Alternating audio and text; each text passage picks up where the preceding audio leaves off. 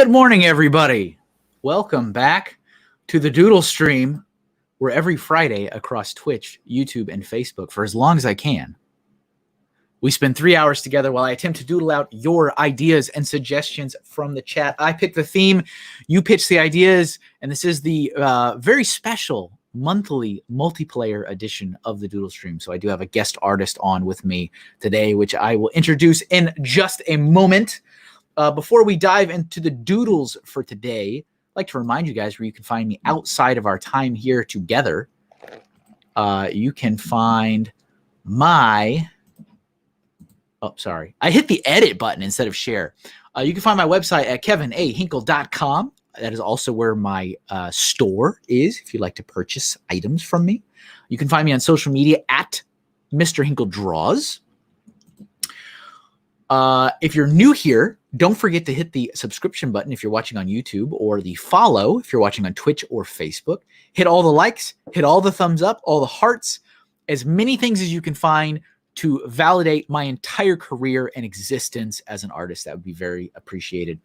If it's within your means, please consider supporting my work over on Patreon. Patreon helps content creators like myself by providing a platform for their fans to pledge continuous financial support. Tiers are as low as $1 a month, only a single dollar. And it can max out at 100 if you're feeling extra generous, all with various rewards, exclusive content, polls, tutorials, and real-life gifts. I do put a ton of extra content on Patreon. I think it's worth it.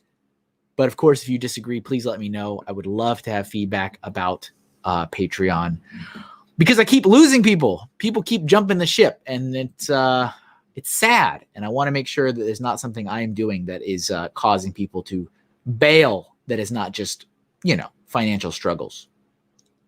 All the names you see on the screen right now have pledged their support. So thank you again for your awesome and wonderful generosity. Head over to patreon.com/MrHinkleDraws for more information on how you guys can also join my Patreon community. And yes, hello to everybody who's already in the chat. Nice to see you all here. Thank you for stopping by on this Friday morning. And before I get too far into that, I want to welcome back. Helping me with the chat today is the internet superstar. What does he say? Greatest content creator in the galaxy. Yes, that is the only title I will accept, for it is the correct one. Hello. For it is the correct one. Brian is back again to help out, help us capture your ideas and suggestions from the chat. And we also have a thing that we're going to do later this evening, which is going to be really awesome. And we're going to talk about that more towards the end of today's show. But thanks for coming back, Brian. Appreciate it. I got nothing else to do. Good. Very good. So today is very special because today is the multiplayer edition of the stream. That is where I invite a second artist to join me. And you guys get twice the doodles, right? So joining me for the first time, I mean, every guest artist is joining me for the first time, but we've got the HawkeyeLegoman, a.k.a. Alex. That's his real name. Spoiler alert. That's his real name. Welcome to the stream, Alex. This is Alex's screen. Oh, there you go. Oops, you muted yourself. Sure. There you go. Hello. Welcome to the stream, man. Thank you. I feel welcomed. You're a longtime viewer. I am. So longtime viewer, first time doodler. First time doodler on the stream, and long time viewer, long time requester, and this is true. One time I've gotten on to your top list of requesters. Yeah, that's true. Mm-hmm. I actually forgot about that. That is very true. Yeah. And yes, hello to everybody. Deanna, hello, Larry, Steph, John Fisticuffs, Funny Figs, Fazoom, Bricks and Flicks, Jeff, Bobo Laveau, Ghost Freaking Talking. Is that it? Is that everybody? And Near Family Treehouse, hello. Lindsay, hello. I think that's everybody. Yes, hello to you all. Thank you. Hello, everyone. So Alex, would you please tell us just a little bit about yourself and then tell us what our theme is today and maybe why you chose it? Yes. So a little about myself. Still in college, but trying to go into graphic designing and kind of my own little cell phone business without the cell, and trying to improve in my work, trying to do any little bit I can at the moment, trying to work on any little design that I find interesting myself, and I try to continue on and find any free time I make and try to get some design work in, even if it is just a small little thing. Try to upload on my Instagram for the most part, HawkeyeLegoman, and I have like a comic that I am also trying to work on there. It's not like in the quickest time of progress, but it is definitely in progress of being worked on. Orderly Fashion Comics is the Instagram page. That's the only place you can find information on that. I have a Facebook page on Instagram, or I have a Facebook page that has HawkeyeLegoman graphics. I don't post too much on there because Instagram seems to be my main portfolio type of stuff. But then you're welcome to go there too if that suits your boat. And I have YouTube course that doesn't have all the graphic design, but definitely has some content for you. That about sums it up.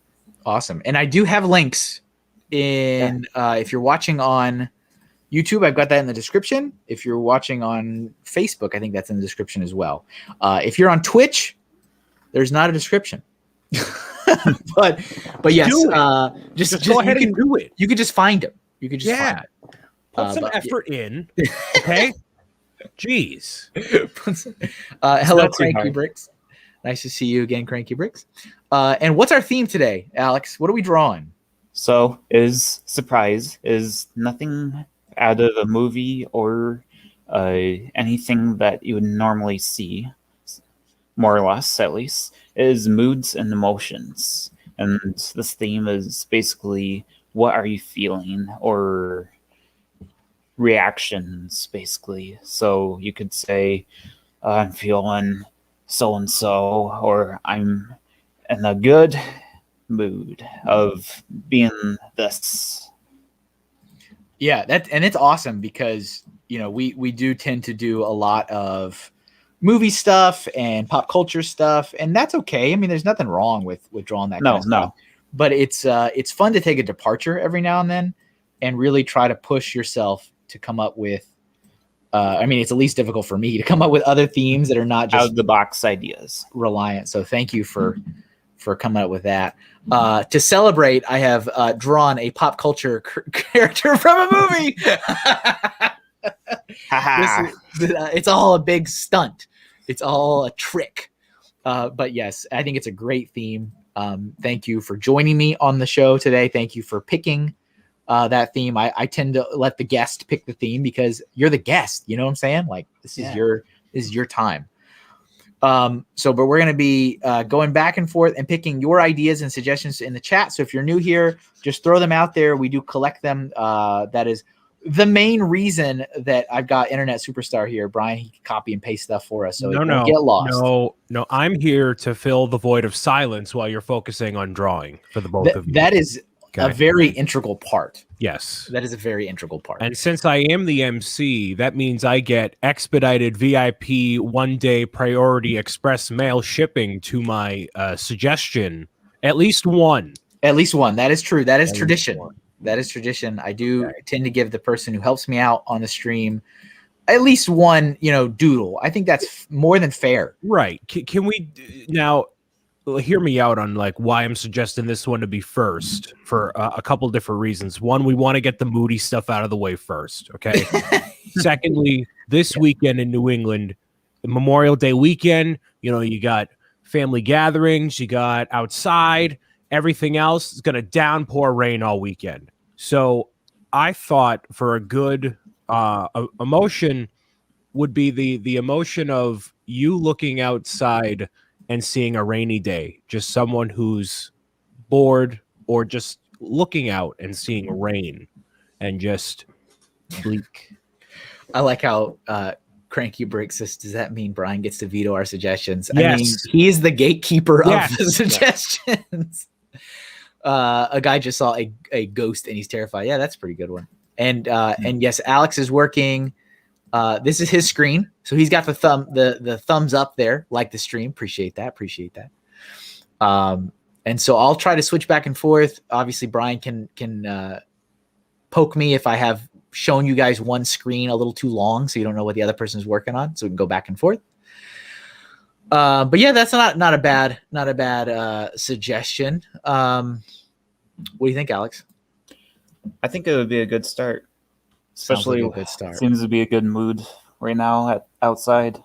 It's not raining, but it's looking like it wants to. I checked the weather last night. I'm like, oh yeah, I'm gonna hang out with some people Saturday. So it's probably gonna rain, and it's gonna downpour all weekend long. Yeah, Awesome. That's what it does. Awesome. Can you write that in the chat, Brian, so I can put it on the screen? No. All right, that's good. Someone ate the last slice of birthday cake, and you were looking forward to that at the end. Yeah, that's always a rough one. That's a rough one. Nick says, my lack of emotions has me stunted on thinking of suggestions today. It's a shame. It's a shame. In the chat there. Person looking out the window on a dreary, rainy day. There we go. We'll throw that up on the screen.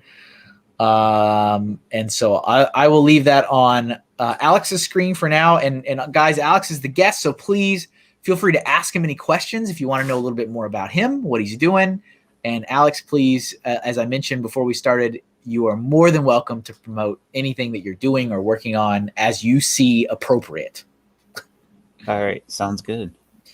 But I'm gonna start drawing. Is Brian gonna read any comments that I miss?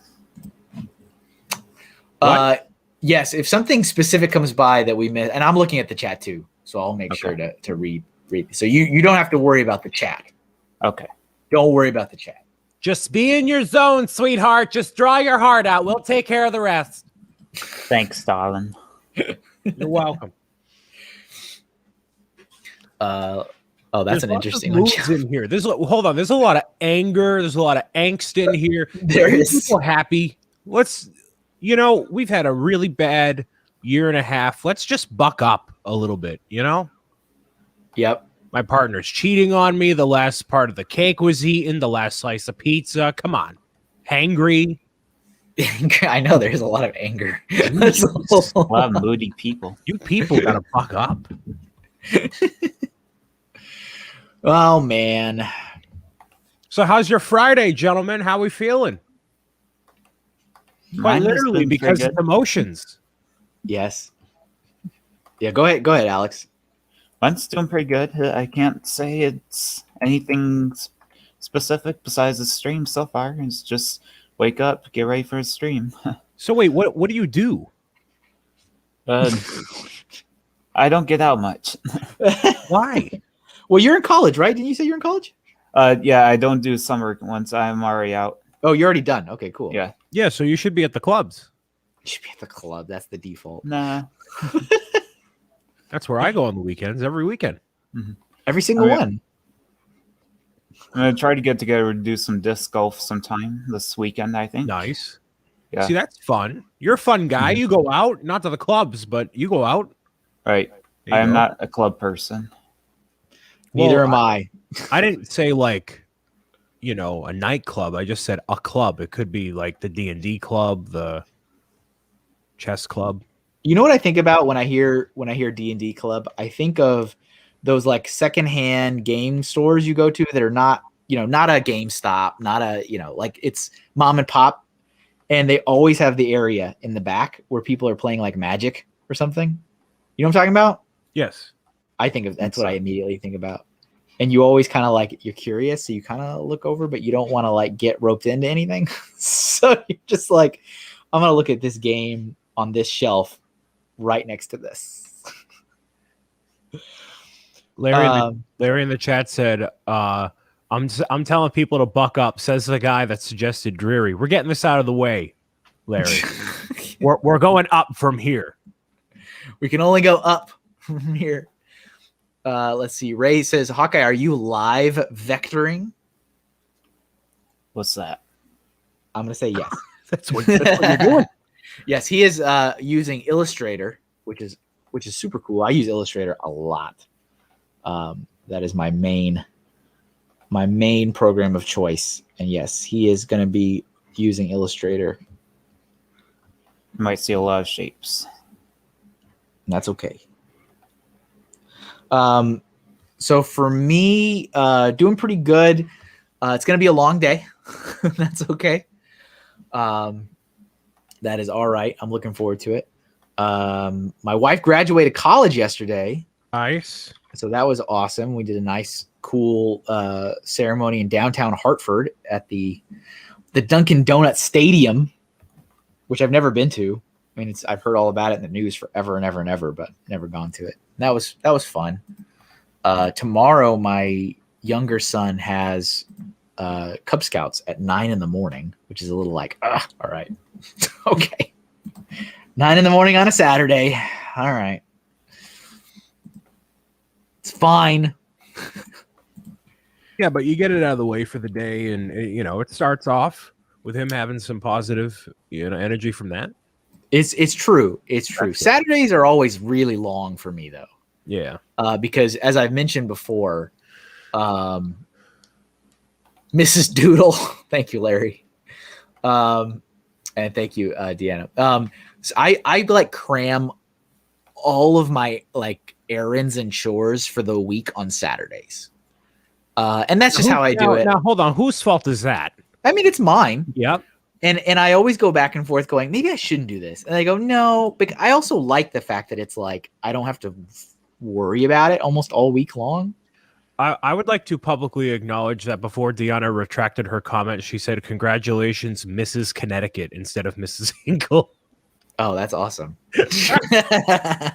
You didn't think I was going to not acknowledge that one, Deanna. Come on now. My wife did say, because she bought a sash to wear that is based on the Mexican flag. She's born in Mexico. She's very proud of what she's accomplished.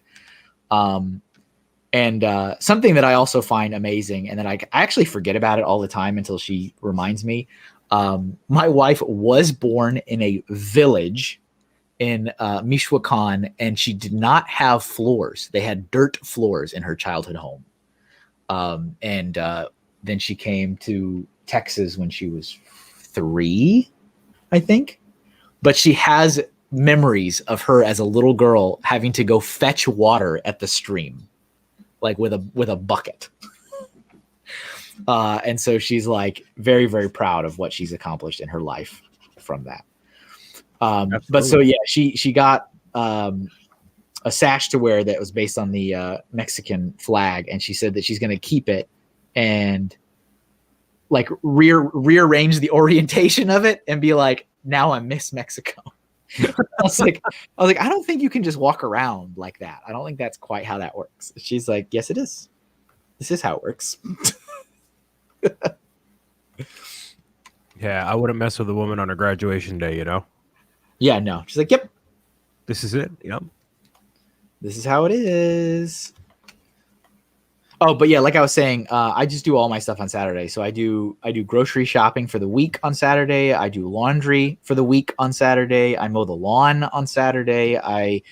If the bathroom needs to be clean, which is usually every 2 weeks, I do that on Saturday. Sweeping and mopping the house is on Saturday. So it's just like I do it all, and it's all done on Saturday. But then Saturday is a monster of a day. It just goes on and on and on all day long. And so from like the moment I wake up and start mowing the lawn, which I try to start doing at like 8:39 in the morning, because that takes me an hour and a half to do all that. It's just like, well, here we go today.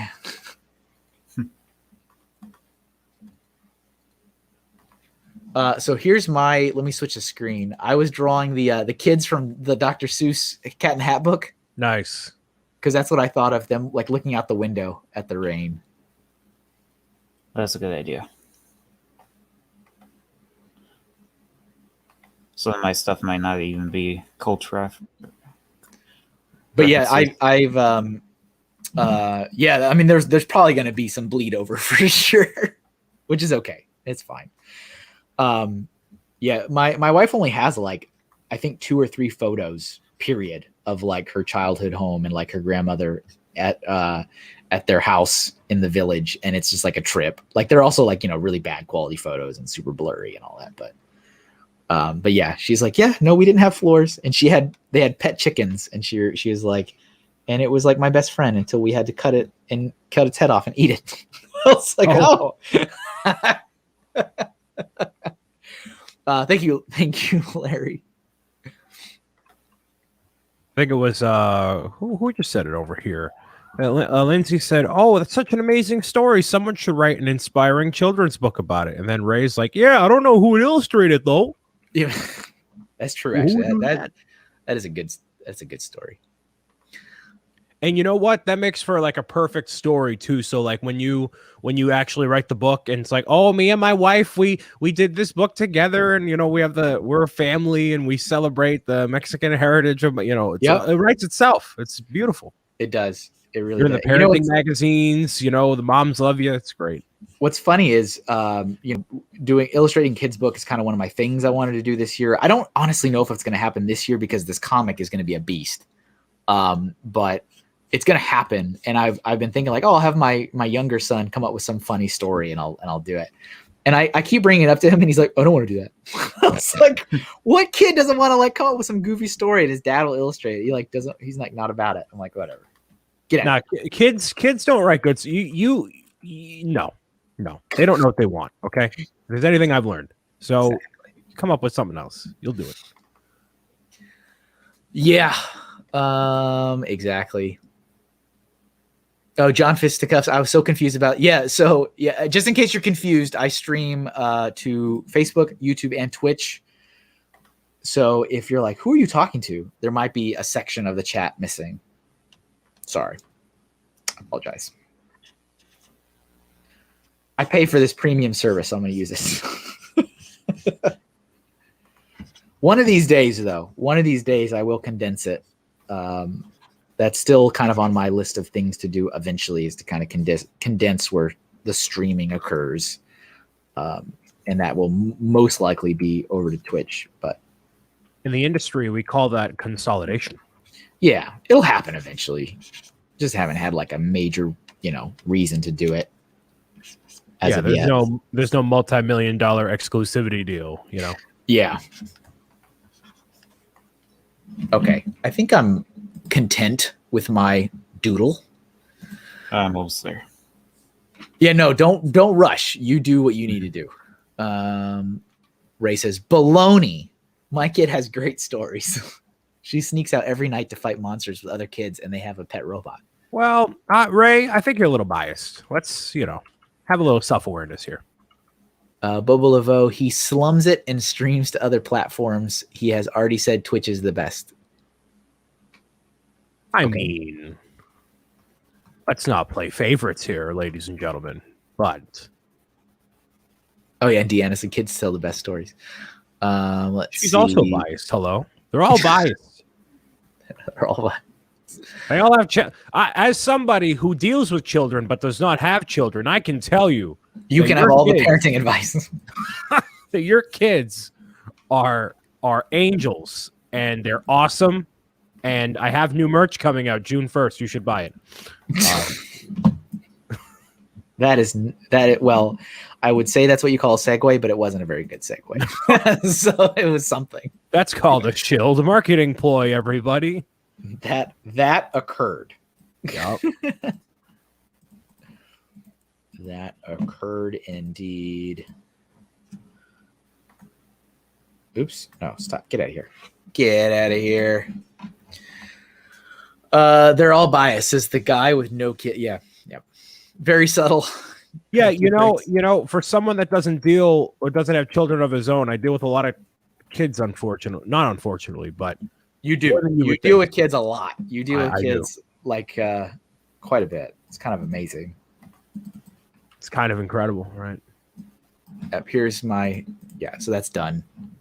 There's the kids looking out the window, waiting for the cat to show up and cause issues. Oh, shameless plug. Yeah, that's also appropriate.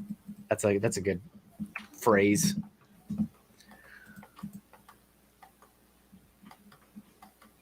Let's see.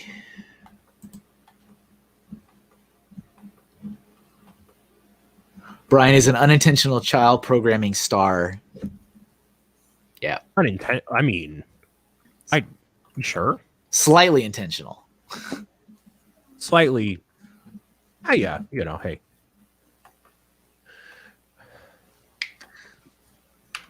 What else we got in here? Oh, so you're not in the color portion yet, but you decided to color the what's his face? Because that was the warm up. That was before we started. That's the fear from Inside Out. Yeah, I I saw that the movie same once. I liked it though. What'd you say, Alex? I more or less did the same idea, but I might change it to black. You know what it looks like, kind of? It kind of looks like a Goomba. Because I see it looks like little feet. You know what I'm saying? Yeah. I like it, though. Good stuff. I like that better. Yeah, nice. You ready to move on to another one? I think so. Okay. I don't want to get too detailed. These Yeah, are only detail or doodles. It's a marathon. It's not a sprint. Right. All right. So we've got some stuff over in the private chat. Brian has copied some suggestions over. If you'd like to pick which one you'd like to do next, Alex, I'll leave that into your capable hands. Okay. Brian would like sadness, says London Montgomery. Hey, I'm a happy guy. On camera. On camera? No, actually, not even always on camera. That's also true. Aww. F says, Brian reminds me of someone that would be doing Blue's Clues for the money and that is using that as a stepping stone to get into afternoon television talk shows like Ellen. I'm not doing this for the money right this second, but that's not a bad plan. Indeed. What's calling out to you, Alex? Let's do this last slice of cake. Okay. Yep, that's from Steph. Someone ate the last slice of cake. 1024. Let's see here.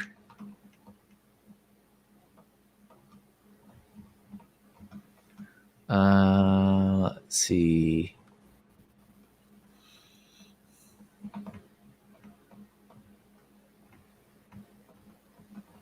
Where did that go? Where did it go? It was a little while ago. It might be back there. Oh, here we go. There we go. We'll do that one next. Hello, Brett. And hello, Teddy. Teddy is here. Brett's Builds is here. Welcome. Thank you guys for stopping by. All right. So I think I'm going to do I'm not going to look at any reference for this one, I don't think. Oh, yeah, you're good. I'm going to step away for a moment. I'll be back. We'll be here. Exactly. Oh, yeah. All kinds of emotions.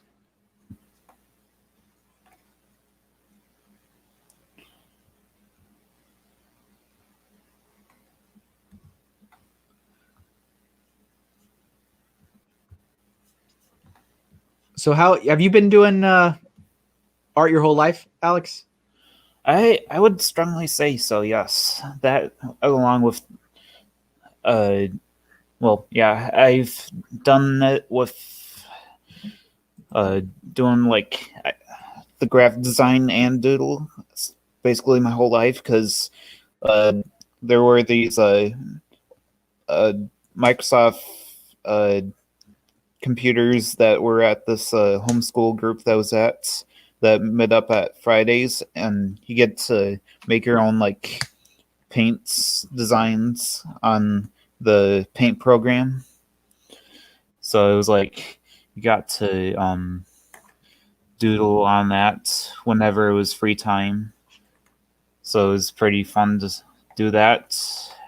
I found myself just either scribbling different background designs or just random stuff like that. Was basically how I started graphic designing. And then I did like different character designs on paper. They were like small little things, but it was a bunch of scribbles, of course, because I think that's how most people start off. Oh yeah. But then you find shapes within those scribbles. Is there something that you like to draw more than something else, like subjects or something that like you're all about? Yeah, I tend to do Disney stuff all the time. Seems. Oh yeah, whether it be Marvel or Star Wars. Yeah, you're a big Disney fan. Yes. Seems to be something that I tend to just do because I don't have any other big interests like DC or Walking Dead type of stuff. And in the chat, Ray says, Alex, when do you graduate? College, I don't have an exact date. I've been doing like 1 or 2 class per semester. That way I can do some work as I do classes. Yep. But yeah, totally. One moment. Okay, we're good. So yeah, I have done 5, 6. Let's see.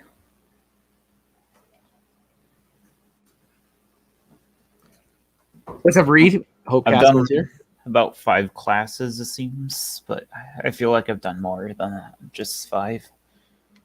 It's a really slow process, but it's been helping me save some money here and there. And then our governor ended up doing this program where if you were a frontliner, including grocery workers, you were able to apply to see if you can get this intuition to get your classes paid for. You just have to get your books paid on your own. But then I was able to get that. So that's helpful. Yeah, definitely. Let's see. Larry says, Alex, how did you come up with your nickname? HawkeyeLegoman? I assume. Unless you have more that we don't know. No, not really. Just had to speak it. So I had a Minecraft account. I was trying to think of something clever. And I have like different interests at the time, and I was thinking, okay, so I want some sort of archer character because at the time Hawkeye wasn't like my biggest archer favorites, because I was all into like different archers, even though I didn't have my own archery set. Quite ironic, isn't it? But I ended up doing Hawkeye because then that way I didn't have like Legolas Lego Man or something like that. Yeah, that would be a little redundant. So then I went on to just trying to combine different things, and then I wanted to have a good monogram for it. So once you monogram it, it's short for, or you could do HELM, helm. Oh, yeah. Okay. I don't always do that for monograms, but I tend to try to use it here and there. But when I do, But when I do, it's awesome. That's what you're supposed to say. You know, you're supposed to like, cue it up like the most interesting man, right, in the universe. I don't always do this, but when I do, what is up, Brickham's Den? The Near Family Treehouse says bug. Yeah, that's another nickname that my family gives. Okay, I was like, I don't understand. I have no context. It just says bug. Like bug. Like, I don't know what this means.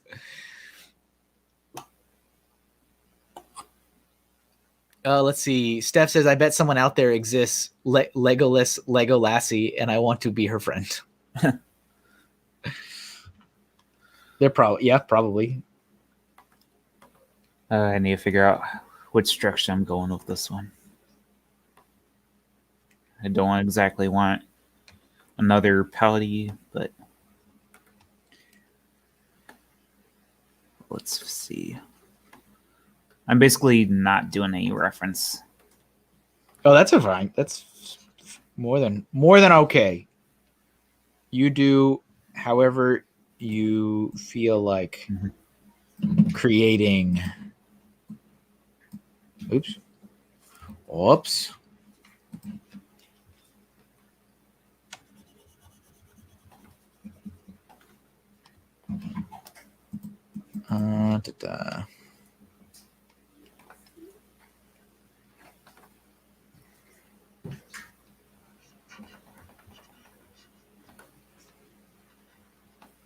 Yeah, thanks everybody for stopping by. Always appreciate you guys spending some time on your Friday with me for the stream. It's always appreciated. Don't forget to like, hit the follow, hit the subscribe, hit all the things. It's the only way I know you like what I'm doing.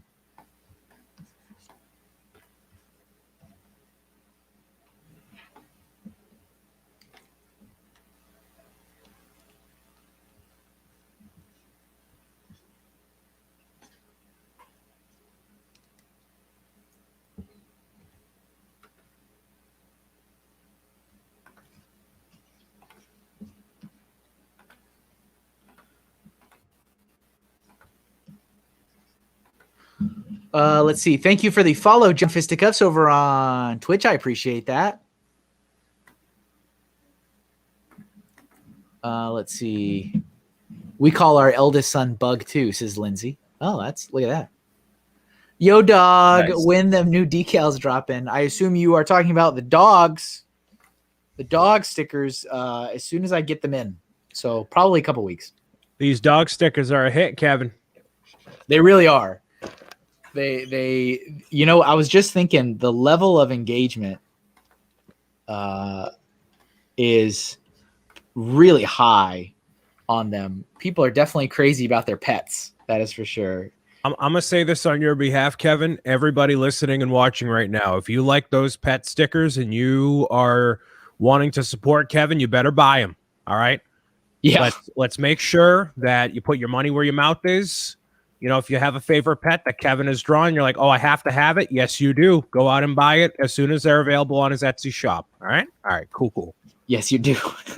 Because all the cute puppies, there might be more of them. He might do your specific animal if he ends up getting the support for the stickers that are already on there. So exactly, that is what it's all about. Yeah, stuff that sells means there's more stuff. Exactly. I'm gonna switch over to my screen for a second. I kind of played around. I went back and forth with a bunch of different poses. I was trying to figure out what I wanted to do with this. I think I'm gonna do the classic like cartoon trope of like the dotted outline of where the cake used to be. Mm-hmm. Yep. Maybe some crumbs, I guess. That's creative. I remember seeing that on like old school cartoons and stuff. But yeah, as soon as the dogs show up, there's 10. They've already been ordered, and I did get the confirmation that the order has shipped. So it'll probably be another week or so, and then I just need to get them photographed and posted up. Be good stuff indeed. Which one was your favorite of the bunch? That's a good question. Let me look at them again real quick. I have them all right here on my phone because they're all awaiting social media posting. I really like the pit bull because I think it looks like pretty spot on. And I really like the bulldog.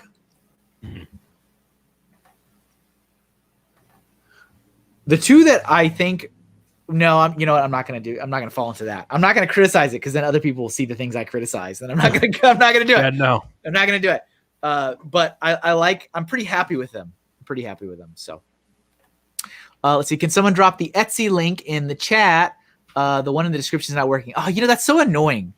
Here's the thing is I copy and paste all the descriptions because it doesn't really change week to week, and I noticed that like half the times I do that, it will alter the links I copy. Like it'll remove the last 4 letters and it'll replace them with like ...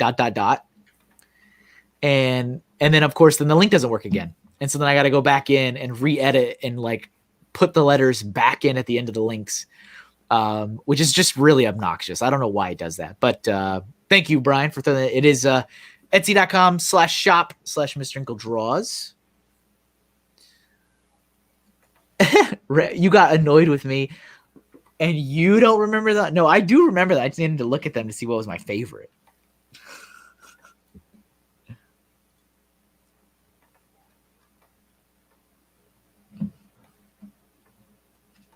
Okay, I think I'm done with that. Let me zoom out a little bit. There you go. Yeah, What's I up? really like the outline. What's up, Willie? Yeah, I remember seeing that Pitbull the Rapper. I remember seeing that used a lot in like old school Looney Tunes and stuff where like, to represent a thing that used to be there that's not there, they do the little dotted outline.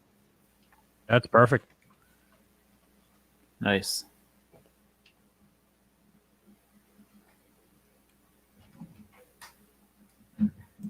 Let's see what we got here. That's funny.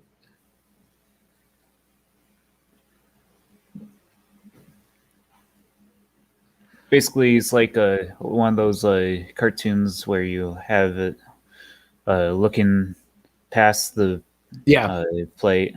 I like that. I like that angle. That's good stuff. Very nice. Excellent work. All right, I'm going to shrink this drawing. And are you ready to are you ready to go to the next one? I think we are. Okay. Keeping it simple. Yeah. Yeah. They're not masterpieces. Nah.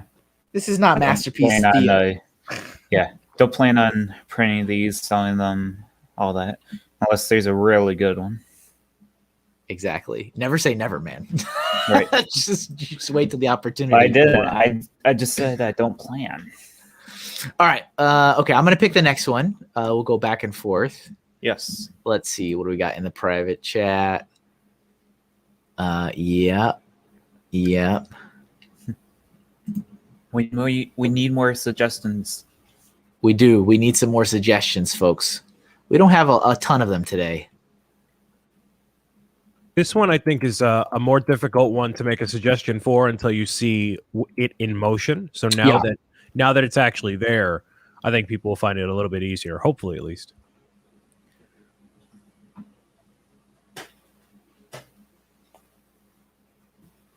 Oh, I like this here from Boba Laveau. Make it a Twitch emote, hyped up about something. Like the feeling of hype. Hype. We got to have some hype in this action. Okay. Yes. Let's do something hype. So I'm gonna do. I guess I'm just gonna draw like my emote in a hype position. I guess that's what I'm gonna do. Topic today: read moods and emotion. I feel like I need to have like a hype emote, but I have nothing like that. You do need to have a hype emote. Hype is a way of life. Look at all those hype emotes. Cranky Bricks just dropped in there. I know. That's where it's at. Yeah, I need to make my own emotes. That'd be fun. They can be, that's for sure. Yeah, especially if you just change them every so little bit, at least. Keep it fresh. Mm-hmm.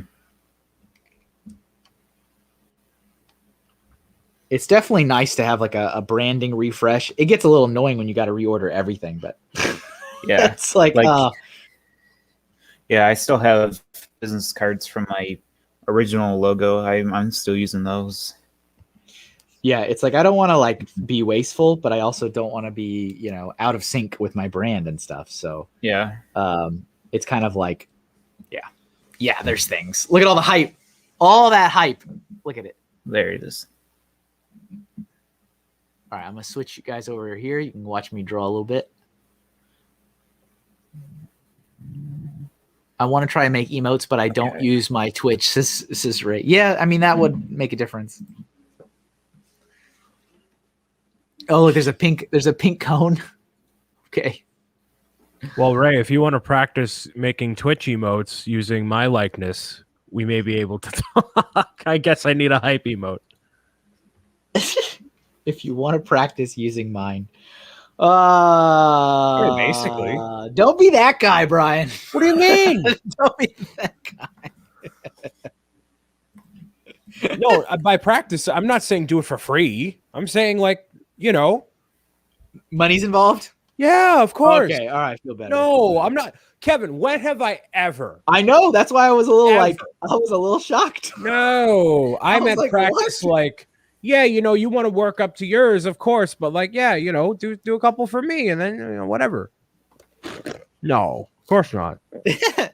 Yep, if I used Twitch more, Kevin, you could unlock all 5. Yeah, I could. I know. I need to. Kevin's a fair weather Twitchy. Well, I mean, and live streaming in general, really, because I only live stream once a week, and I just put it on all the platforms. People consider me a fair weather. I only stream 3 times a week. Yeah, so then I'm really nothing, right? I'm gonna me do live mine in streaming color. me doing it for 90 minutes 3 times a week. That's like rookie numbers. I saw. I follow this artist. I follow him everywhere, but I found him on TikTok, and his name is Yanimation. So his name is Yanni, and he studied animation once upon a time, so his name's Yanimation. It's very similar to Paganimation with David, but he is all about like promoting artists not working for free and not being taken advantage of. Yeah, not working for exposure and yada yada yada. And it's really good. It's good stuff. And he made. This video made me laugh so hard that he posted the other day, where it was like random DM on Instagram, like, "Hey, I like your art." He's like, "Thank you. Can you make me art?" "Yes." "What are your rates? What do you want?" And he's like, "Here's what I want. Here are my rates." "Oh, would you do it for $10? I was like, "Oh my goodness, the amount of times I have been there." People just have a very different understanding of the value of time for the artwork sometimes. Yep. It's just like $20? No. It's also the time that it takes to put into it, and then what I factor on my end, and everyone should, is like if I wanted a piece of artwork done, I have to factor in my inability to do it as well. How long would it take me to learn the skill to make what I want to happen? And that would take far too long and be way more worth my time and money to pay someone who's way more qualified to do the work that I want them to do and have it done that way. Yep. $20 is $20, says Nick. Well, let's see. So you mean not being forced to draw emotes for free by the person they are on stream with? I wasn't suggesting he do it for free. I was saying I've paid Ray for work before. We got the quarantine cast print. This is true. And he did awesome. That's why I was like, wait, what? Brian doesn't do that. Why? I'm on like 6 hours of sleep, I think, or something. Leave me alone. I always treat the artists I work with incredibly well, financially and support wise. I hope so, at least. Yes. Yes. It's What am too I- easy to trigger you. I'm not triggered. I don't. Not. Next That should be- request that should be triggered. emotion. Next request is Exactly. triggered. Let's see. Jess says, Kevin, can I pay full price for a brand design? You can. I'm still sitting on 50 plus names on a queue. So it'll be a while. As I sit in the middle of the queue, I'm like, yeah, Jeff, get back in the line. I'm gonna start over. I don't like I'm gonna do this again. Let me switch over. You guys can look at Alex's work for a second. There we go. This conversation feels like emotion is sus. Well, that was alarming. I am very alarmed. 6 hours of sleep. How are you ever going to be a parent? I had a really weird, like 4 days in a row where I got up earlier and earlier and earlier each day, just like naturally, and it made me very upset. Like I got up at 4:30, like on Wednesday, I think, and I was just up. I was up and ready to go, and I'm like, this is so stupid. Why am I awake at 4:30? Yeah, sometimes I get that from working my hours because I have to get around like 3:30 to go in at 5. It's fun when you're on an off day. Yeah.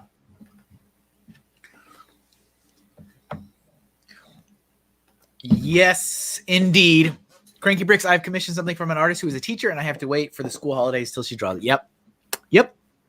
She's too busy drawing Piplups to make time for me. And you know what? I'm not too dissatisfied with that, Cranky. I like that arrangement. You have no context, do you, Kevin? You have a Piplup drawing that I just saw recently. Is that what you're talking about? Yes.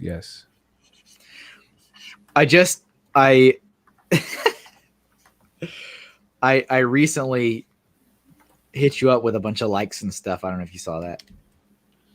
Me? You probably don't. You have enough people following you on. No. things. Kevin, drop in the bucket. I don't notice anything. No. Yeah, because there was a little while. I'm not gonna lie. I had to mute you for a while. That's fine. I was like, you were the Lego content was flying from you like daily, and I was like, all right, you're on the mute. You know what? It gets the people going, and I understand. I will not knock the hustle. Nope. I'm like, Never knock the hustle. You do you. But I was like, Yep. all right, Brian's got to go on the mute for a little bit. Yep. But I was recently like I came out of the cave and I was like, there's not really a lot of Lego stuff over here. All right. I'm good. Danes are keeping quiet, and I'm getting loud with all my stuff. So that's fine. Funny Figs is asking, where do you work, Alex? I work at our local Menards. It's a hardware store which is also containing groceries. Nice. Yes. It's a fun place, I would say. I have possibly a coworker that might be watching. I told him I'd be on stream, so Is it if your he's boss? watching, no. Okay. I mean, he's the boss that I've been working in the department in, so more or less I'd say he's half boss. I am half boss. Nick's Ghost Freaking Talking says, hey, Jigglypuff works at Menards now too. Look at that. Nice. Gonna have a big reunion in some sort. Nick, I'm very disappointed for the record because I was told that you recorded a podcast episode and then no podcast episode appeared. So I was like, dang it. All my podcasts are on breaks everywhere. I'm on a hiatus. Well, not even a hiatus. I just haven't uploaded it. Oh, you haven't one recorded? You just haven't uploaded it? Oh no, I just lied. No, I don't have any recorded. I'm sorry. Wow. All right. Okay. Bold-faced lied. Sorry. Trying to figure out if I want to do a special hair for hype or not. Hype hair? Yeah. Does this speak hype to you? Does this speak hype? I don't know if I speak hype. I think the only person qualified to speak hype is Brian. Brian, does this speak hype to you? It speaks. Let me try to think of the emotion here. I haven't had enough coffee. I only got a medium instead of a double XL. Why would you not have gotten it? I didn't want to put that much effort into the stream today. Well, I mean, that'll help. That'll help for sure. It conveys the energy of a mid 90s cereal box hype. Early morning. Radical O's coming at you with 65 grams of sugar per serving. That's what it sounds like. That's what it looks like. Part of a balanced breakfast. Part of a balanced breakfast is 175 grams of sugar per spoonful. Oh, yeah. Yep.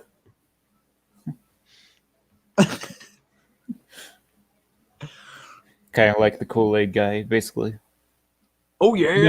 No. But this guy knows that like his cereal will deteriorate your teeth if you have 5 spoonfuls. The Kool-Aid man's more optimistic than that. This guy knows.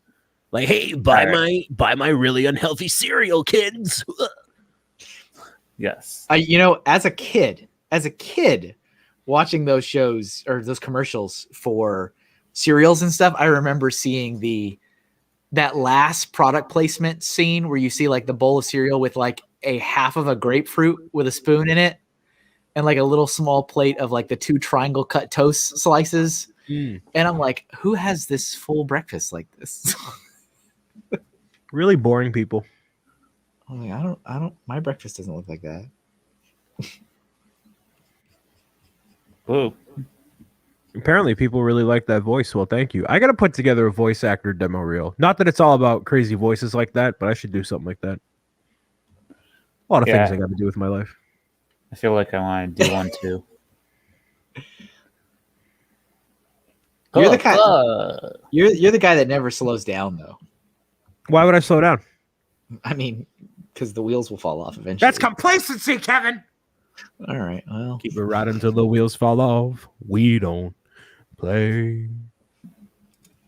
I do have a sketch for a hype emote that I was going to do once upon a time. You should? This is kind of, let me switch it back over to mine again. This is kind of what it was like, except hype was across. Well, let me just do it that way because it was across the bottom. It was like this. That looks like the toy that I would get in the cereal that Alex is drawing. This is the toy? Yeah, it's like a little.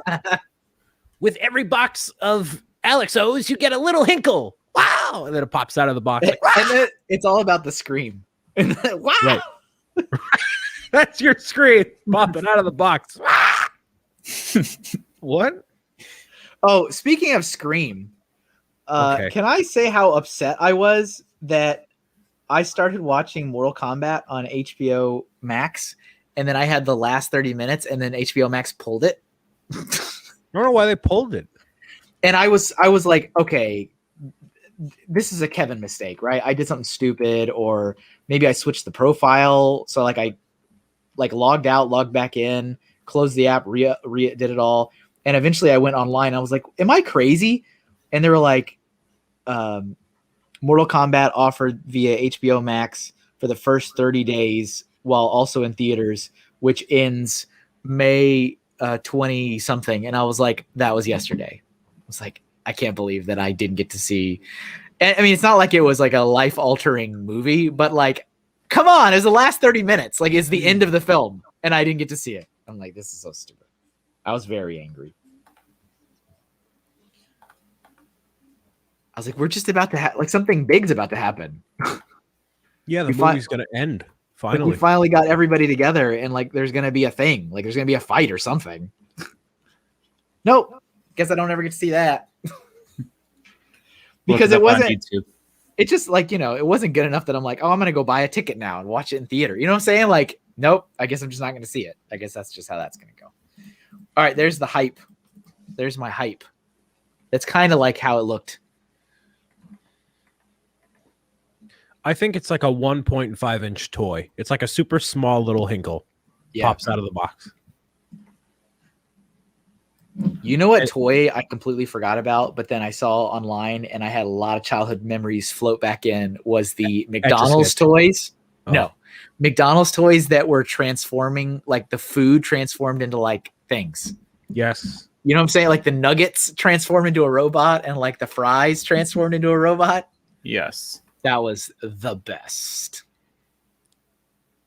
The best. Yeah, I hope it comes back, Lindsay, because that was super annoying. Are you good with your hype, Alex, or you want to keep hyping it up? I'm good now. Look at the vest. It's all about the vest. This is totally 90s.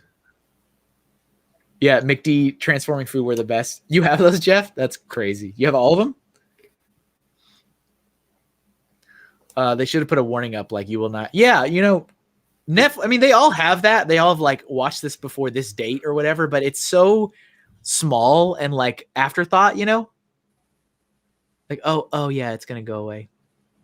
Oh, and I like this. Like,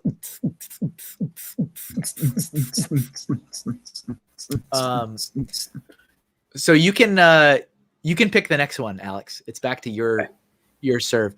I watched The Bad Batch this morning again. Why? I haven't seen it yet. Why? It's still kind of like This all right. morning's. I haven't seen this morning's. All right, we're going to another planet to do something. All right, we're going to another planet to do something. I still don't think it's a series that I needed to have in my life. No. It's not awful.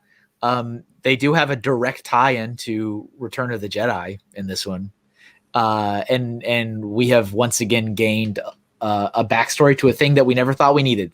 So it's like, okay, I guess that's how that happened. All right. Did you know that Ahsoka Tano was born on the Kepler planet? Thanks. Thanks. What do you think, Thanks. Alex? Which one's calling out to you this time? I don't know.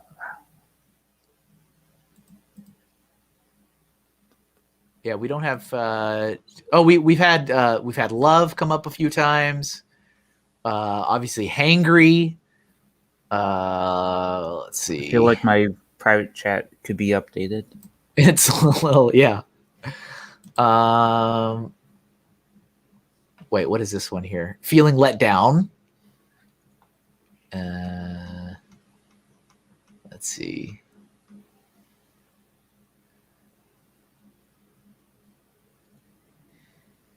Maybe some form of the couple kissing.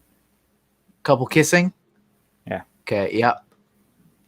We'll change it up to maybe like I guess in love.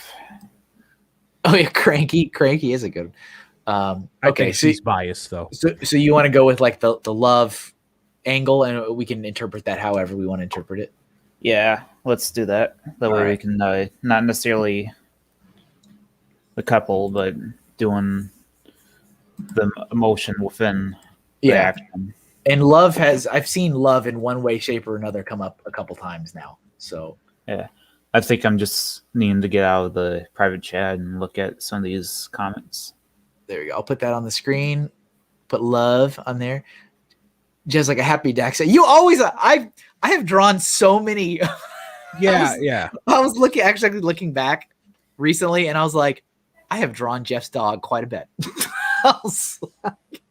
It took me a while for that to hit, but I was like, sometimes it does that happen. Like with Reed, it took me like 10 episodes before I realized how many times I have drawn his squirrel. And I was like, okay, I've drawn this squirrel a lot. Okay, let's see. Love. What do I want to do for love?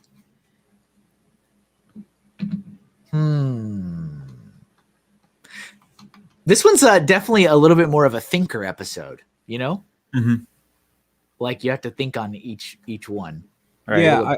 Then I you gotta pose them. Right. And you're also relying on people, the early morning thoughts of the live stream chat, trying to convey that you're trying to get them to feel things, you know, and through the power of the internet, you don't feel. It's just machinery and cold, you know? Yeah. Yeah. You know what? I'm gonna draw Cupid. That's what I'm gonna draw. All right. I'm gonna draw a little Cupid. Let's see here. Larry says, love Pepe Le Pew style. I actually already exactly drew Pepe Le Pew in a floating love style for the Valentine's episode, which was not that long ago. It's actually even on the thumbnail. A hawk in love with coffee.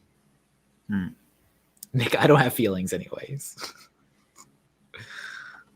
All right, let's see. Let me get a good reference.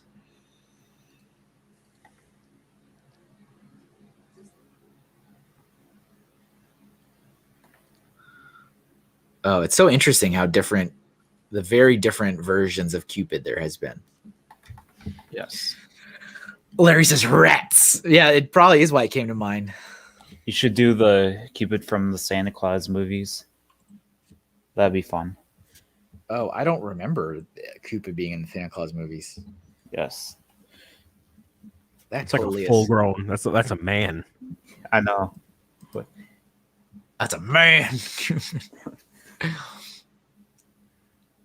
Let's see, Ray. That sounds like obsession. What did Ray say? Is that love or is that stalking?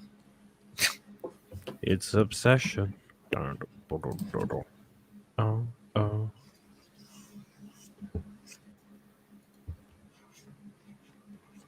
So you said you actually have plans and stuff this weekend, huh, Brian? Yes, I do. A few people asked me to hang out for different contexts and situations that do not need to be disclosed publicly. However, goodness gracious. that's the idea. That's the idea that I'm going to be here, there, and everywhere. Excited about it.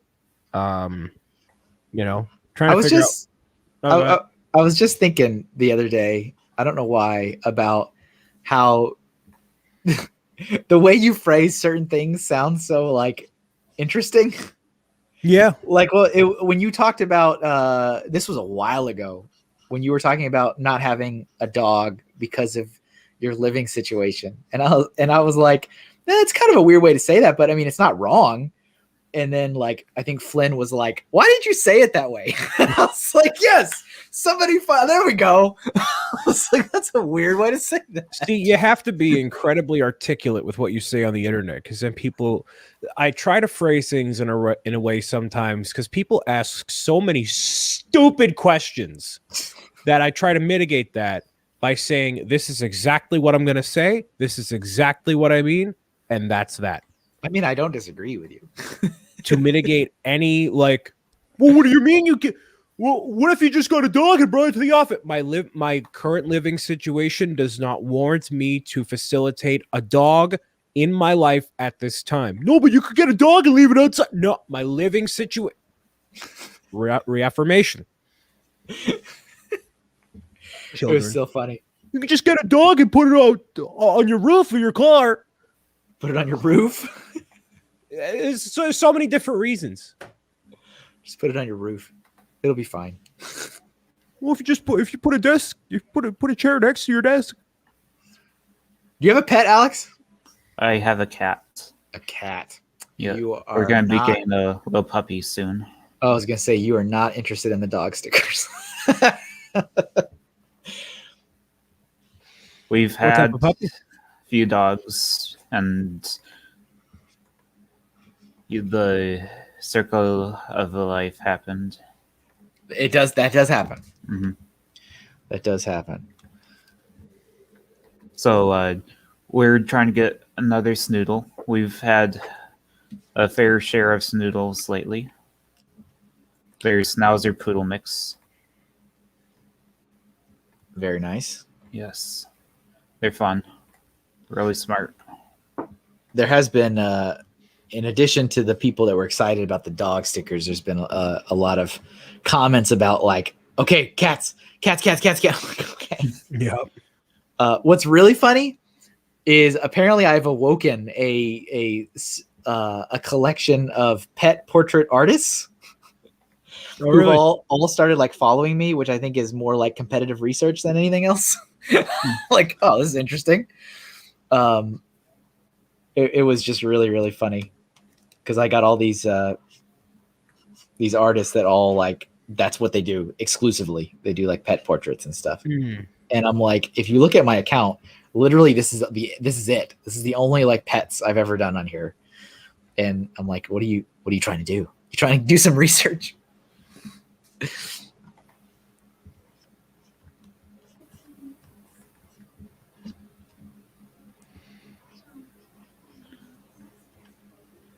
So I don't know if you figured out I'm doing the Cupid from Santa Claus. Okay, gotcha. Hey, want to sit around a campfire and drink? Every social gathering in Boston. Yeah. You know how many times I've done that, Kevin? Honestly? Sat around a campfire and drank? Yes. You know how many times? How many times? 0. So 0. I have also never done that, but I've never drank alcohol before. So Jeff didn't specify what. this is true. I've sat around a campfire and had like hot chocolate, like with Boy Scouts, like campfire stuff. So hot chocolate because late at night it's cold outside still. Yeah, like Yeah. yeah. Like why would the heat of the fire would be not go good with? But yeah, that makes sense. Yeah, I don't really think we've done a lot of camping. No, now that I really think about this, we don't like in the entirety of Scouts, like with my older son, we never really did a lot of camping stuff in like the main part of summer. Because summer, like they had summer camp, so they were gone for 2 weeks, but like the program was kind of on hold in the summertime. Mm-hmm. And then it would kick back in like the springtime and be around for like the fall. So a lot of the camping stuff I did was usually during the fall when it was like, nice outside, but then at nighttime it was freezing. And that campfire was great when it's like super cold and you have like hot chocolate or you're, making s'mores and stuff. But I never really picked up on that. Not a lot of our camping stuff was like during like the heat of the summer. Like that was like when summer camp and stuff was. Yeah.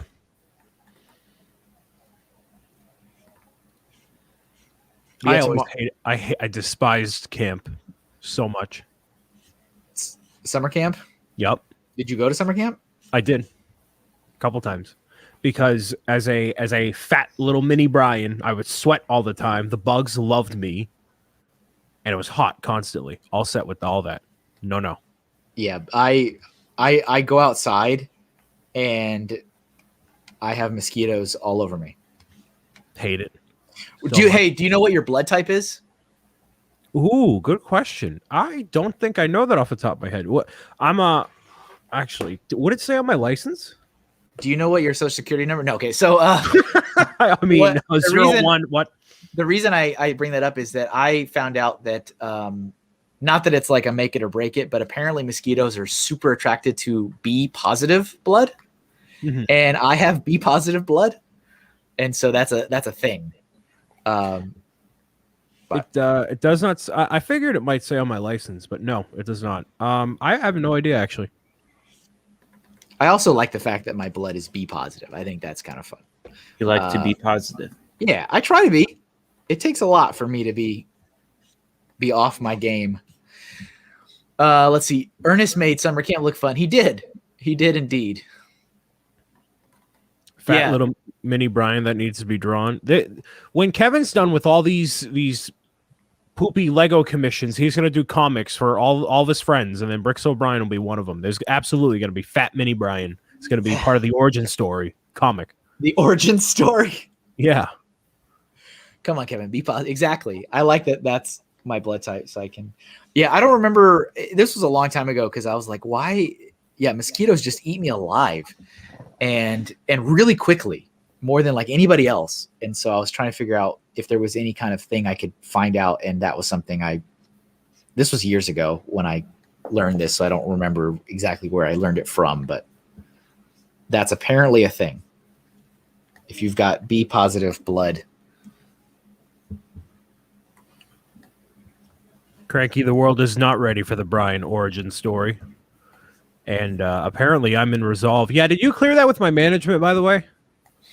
You know that disclaimer you see on every episode of The Simpsons or South Park or, you know, every kind of show everywhere that has parodies? Yeah. Yeah, that applies to print media too. Oh, does it? Yeah. Gotcha. I mean...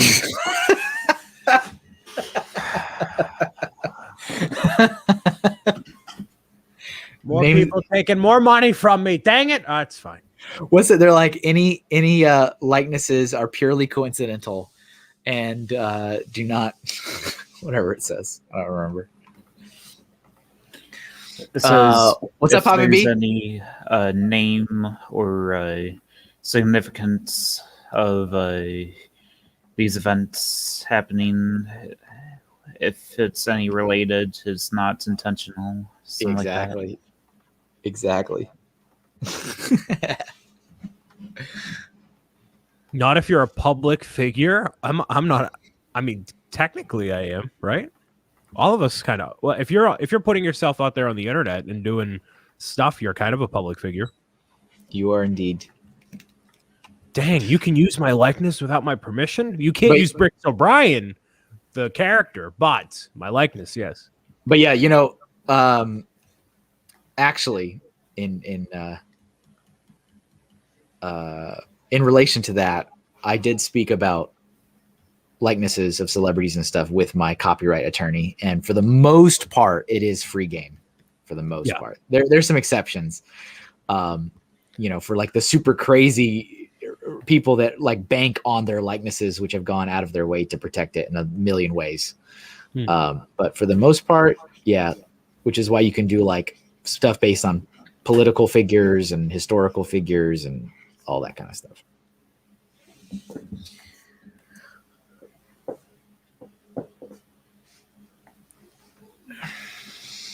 Character's name is only Sorian Broviano. Broviano is a great name. Sorian Broviano.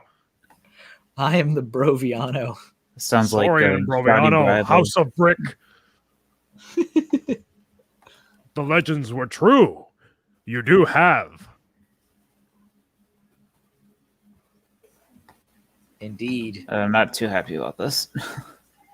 That's what I say every morning when I look in the mirror. You're all famous. Get over it.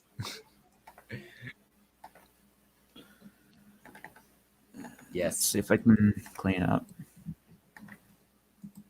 Yeah, go for it. That's what you should say about yourself too, Brian.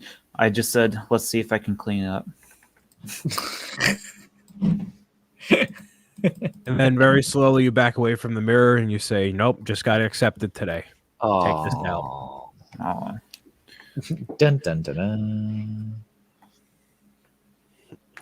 Nice to see you, Papa B. Hope you're well. Nice to see you streaming again.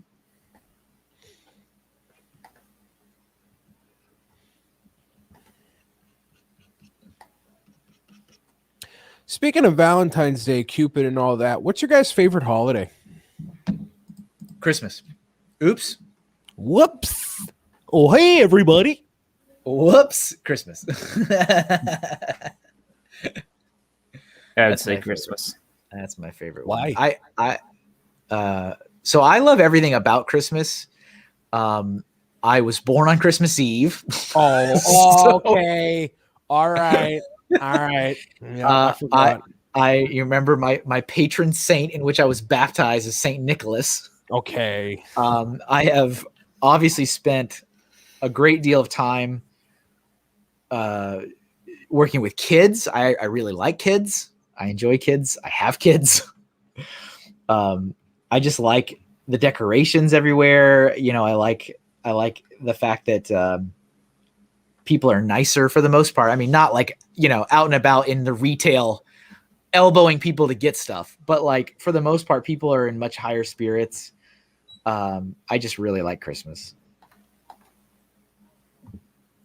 Not at all for the whole, I want to get gifts. I just like Christmas a lot. What about you, Alex? So you said Christmas, but why? I'd say because of my beliefs and trying to just the part of giving as well, I would say. I think the exact opposite of Christmas would probably be Halloween, right? Yeah. Nick is my definitely Very Halloween. much. I think my favorite's Halloween. I think it's changed over the years.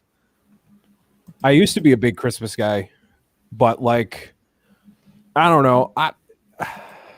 Maybe it'll be different once I get older, Yeah. have my own family and whatnot. Yeah. But like, you know, having Halloween, it can be celebrated all month long, and there also isn't this pressure that I feel like can come around Christmas, at least for a lot of my family and a lot of families surrounding me, of like, you know, things got to be perfect. We all got to be coordinated. There's all these different things, and then the pressure of buying gifts and going to do this and do that and blah blah. There's so many strings that kind of come with this ideal Christmas that never quite come to fruition, and everybody's, you know, beliefs and situations are different. But Halloween, it's a month long. You know, you don't have to worry about a big dinner and inviting your in-laws that you actually despise, but you have to invite them. Like, there's none of that. It's just, you know, everybody get together, you throw a Halloween party, you dress up, you relax. You know, Are we going color on these, Alex? You wanted to? I mean, we are officially 2 minutes away from the halfway point. I have a strict rule. Okay. I don't do it until but does not apply to you. You're the guest. You can do whatever you want. I mean, I kind of did color on this guy over here, so. No, I didn't even. That's true. Yeah. No, if you want to keep working on it though, I can start, because then it would spill over to the halfway, so I can put colors on it. It's fine. Yeah. Okay. I shall not break my formula. Steph's Just take saying very Oh, sorry. long. Just be very long on this one. It's fine. Gotcha. hot take, Independence Day is the opposite of Christmas. I don't think from a belief standpoint that's true. Like the meaning of Christmas and Halloween, I think those are pretty opposite. Yeah, I think so too. I agree Yeah. with that. Christmas is more of Jesus's birth, where Halloween is more of a Satan belief type of thing, where they're doing it for the two opposite ends, basically. That's a very valid point. I think those are the opposites. Yes. If Well, we're Steph- going to mention what it is. Steph, you can argue anything is about giving and receiving and taking and claiming, but I got you. I understand where you're coming from. Mm-hmm. You're into Hot Wheels, Jeff, says Ray. Yeah. Yeah. Jeff's into a lot of things.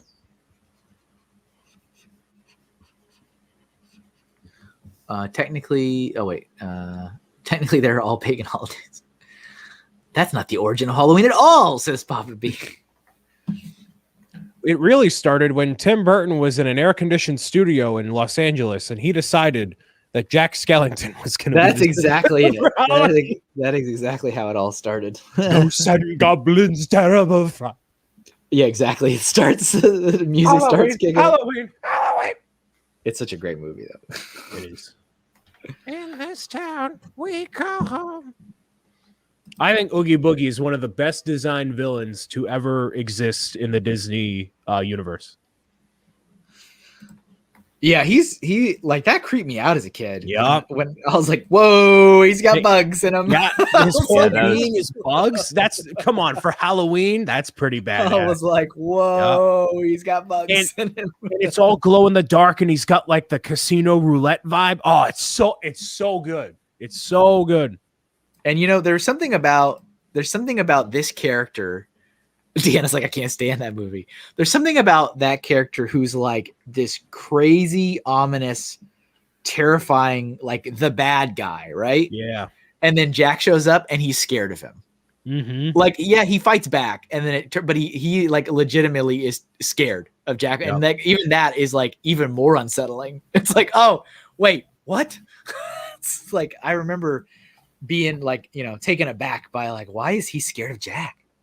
Like, Okay, Well, but because maybe Jack is it's the Pumpkin King. he is the Pumpkin King. It's pretty good. It's good stuff. I really enjoy that movie a lot. Cranky, I have not seen the live action Nightmare Before Christmas. That sounds interesting. That totally seems like a Lindsay movie to love, and also a very Deanna movie to hate. It fits the Yes. mold. Yep. Have you seen Halloween Town? That was a long time ago. Hold on. I have not I remember seen that. liking the concept of that movie. I forget what exactly it was all about. Basically, a town that was Halloween. All right. Well, that's pretty succinct. That's a pretty direct way.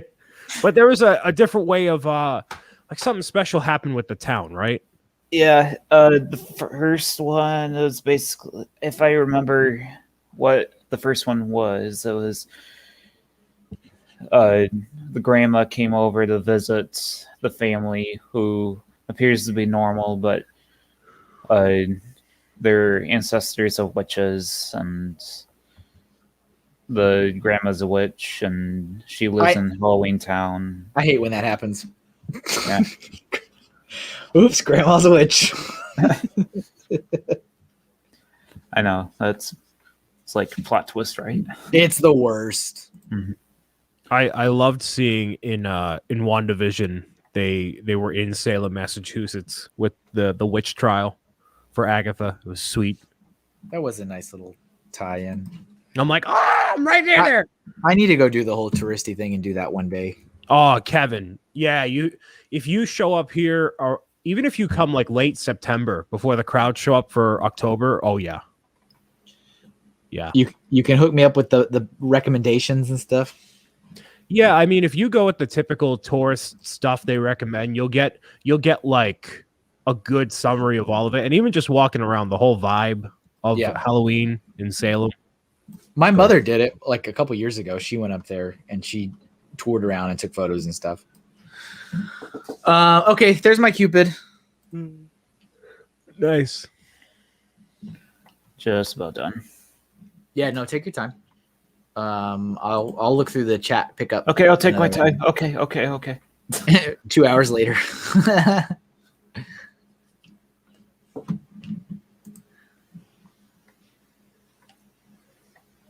Oh, see you later, Cranky Bricks. Thanks for being here. Appreciate it. See you. Yep. Nick won. Oh, Nick, did you interview Greg? Or because I saw Greg posted it. He was like, I just got interviewed for a podcast. And I was like, oh, good. I hope that's the podcast I'm thinking of. I think it's a shame you haven't been up to Salem. Ghost freaking talking. What did you almost call it? I think I just almost dropped the R. Cranky Bix. Sorry.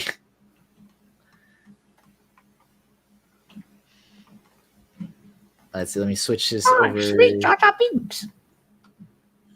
Jar Jar Binks is here. Hi. The most beloved character in Star Wars. That wasn't me. I'm bad at making plans. Apparently, man, that was 2 months ago now. That was 2 months ago when you were talking about that. But he made that comment on social media, and I was like, oh, maybe he interviewed with Nick's thing.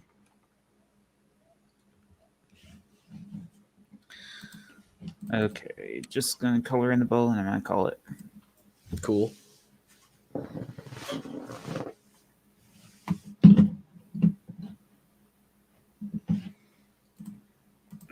Okay, there's my Cupid. I'll call it. All right. Let's see here.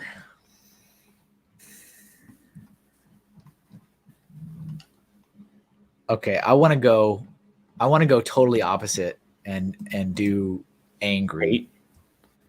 Okay.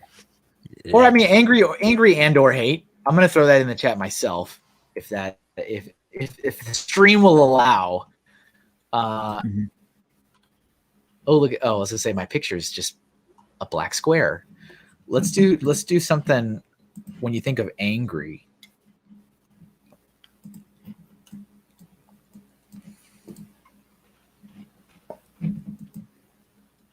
Did Lindsay just say I. Yeah, con rage. Yeah. Con!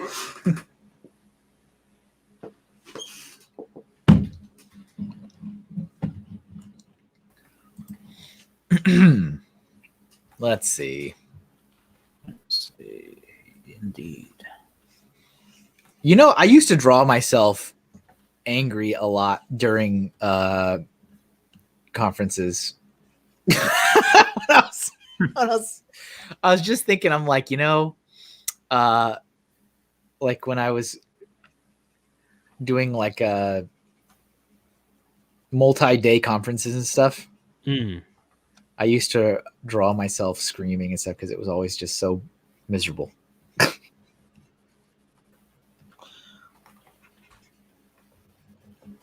It's just like the same thing over and over and over again. What are some ways we can synergize? It's like, oh God. Synergy. Oh no.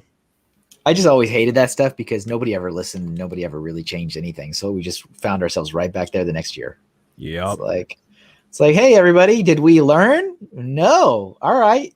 So you want me to provide my ideas again so you can not do it again? I'm good. What's the catered food this time?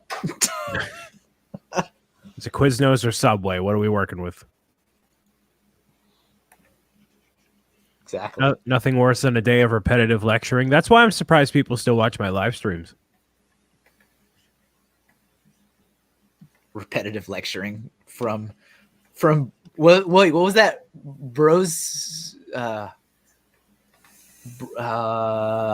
Saviano, Brosiano, whatever it was. I have no idea. Where they switched the comment was like switching the S and the B.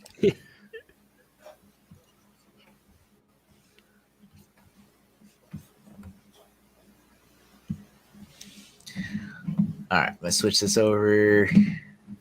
I'm just there for the chat. Brian, you stream?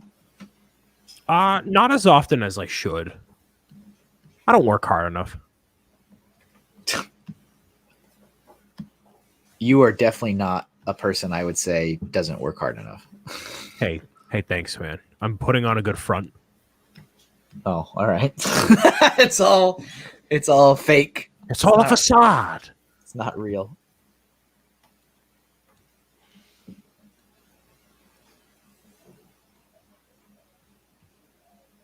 I'm just here for the chat. That's all Deanna is really here for.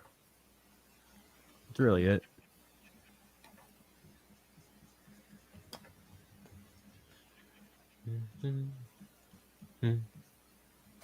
So what's this? Did you see that thing floating around about what at Switch Pro something? Oh, Kevin. You saw that, right?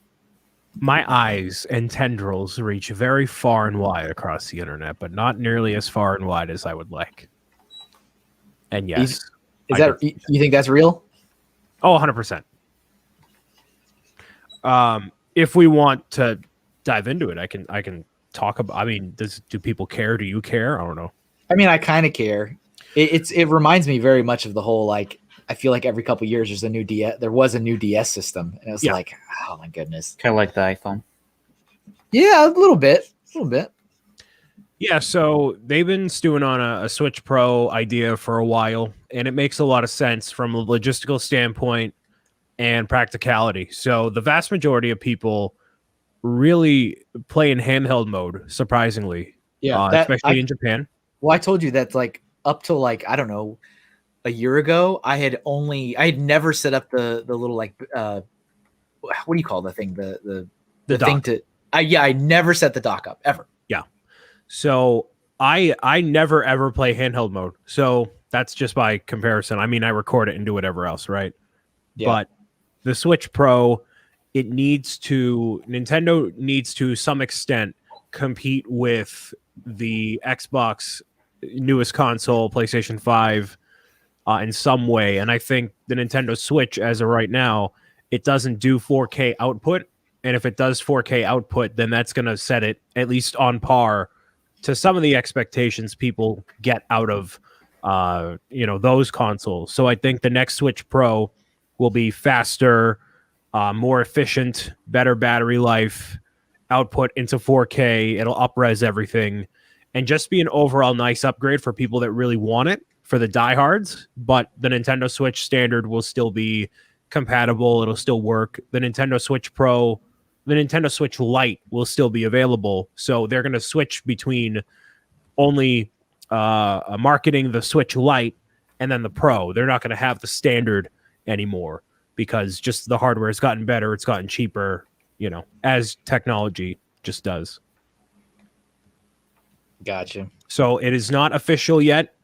A listing on Amazon Mexico was put up as a dummy listing, but normally when those things happen, it is not by accident, and it confirms what Bloomberg has been reporting about a Switch Pro coming out by September or October, which would mean they would debut it any day now to be a thing before E3 happens 2 weeks from now. So all the cards are kind of falling into place. If we don't get an announcement today, I would assume Monday or sometime early next week. Gotcha. Larry says, I really like this one, Kevin. Did you ever aspire to want to draw Marvel/DC style comic books? I did. My uncle got me like that famous How to Draw Comics the Marvel Way book when I was like really young. And I still have that book. And every now and then I go back through it again.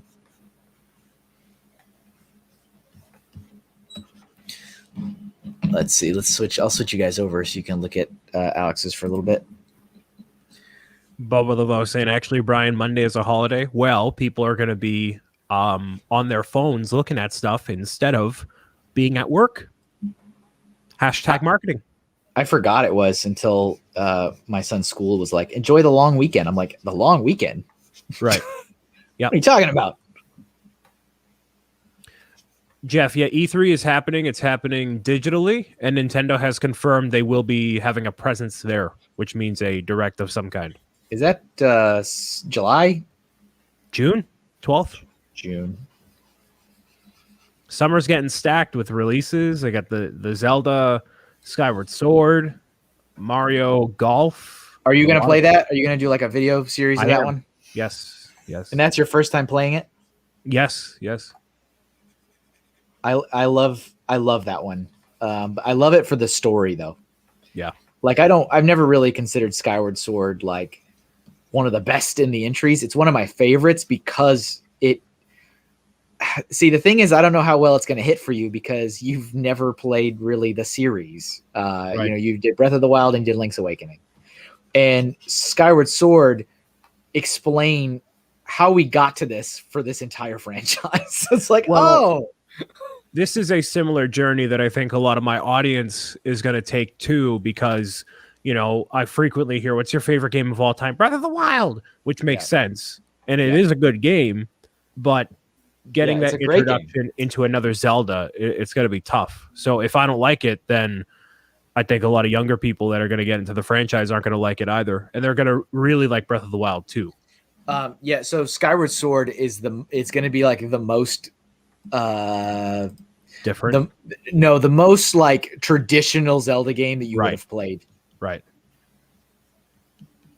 I get asked all the time if people are like, "Are you gonna play through Breath of the Wild 2?" No other games. Like, people don't care about those. Or like, "Are you gonna play this?" So like, kids really like Breath of the Wild 2 or Breath of the Wild 1. It's a great game. That is the game. It is a wonderful game. And I will stream the Nintendo Direct for E3 when it comes out for sure. Are you a big gamer, Alex? I'm not too big of one now. So I'm mainly mobile games that speak to me, and very few PC. I mean, some PC, not too much. Like, again, like Roblox from time to time, not too often though. And then, ironically, I got on some of the games that people dislike the most, like the Marvel's Avengers game. Oh. Ooh. I thought you were talking about story for Mario Golf, which made me go, what? There is a story type mode in Mario Golf, but I don't know to what extent. There's my angry. It's a guy whose hair literally set himself on fire. It almost kind of was going into Vegeta territory from Dragon Ball Z for a little bit before I colored it.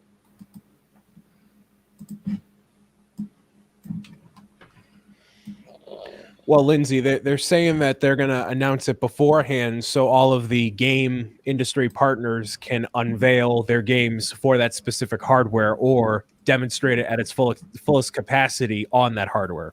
So it will look better, run better on the Switch Pro as a showcase. Stronger, better, faster.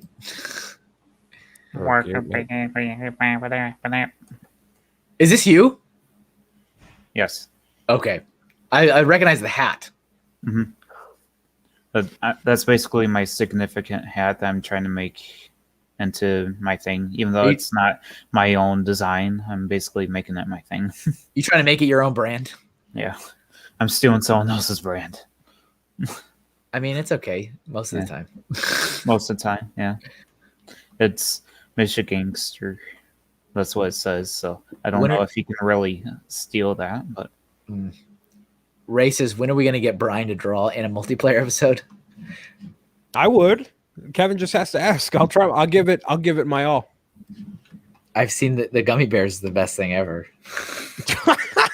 You're going to have to draw that as the first thing tonight. I was going to say that. I hope you know that. As a warm-up. It's so great. You have to. I can't. You know what? I didn't realize that you had that as a separate video on your YouTube channel. I did, yes. Until very recently, and I said, "Oh, look at this," and the fact that it's so bad, and then it gets worse and worse and worse. It's just like, oh man, oh goodness gracious! Like you like saved it, and then you added a weird squiggle flame, and I'm like, what are you doing? It's fine. You saved it, and then you brought it right back into the flames. Yeah. It was so funny. I was trying to convey it was like flaming hot. It was flaming hot. Isabel's here. You can hear the rising level of regret. Oh yeah. Yeah. And I do have I've got like a handful of folks. I think I have like 5 people that I've got kind of queued up for future episodes of the show. All of them have not been available just due to schedules and stuff. So they've all been kind of asking if they can come back in the summer months or even the fall.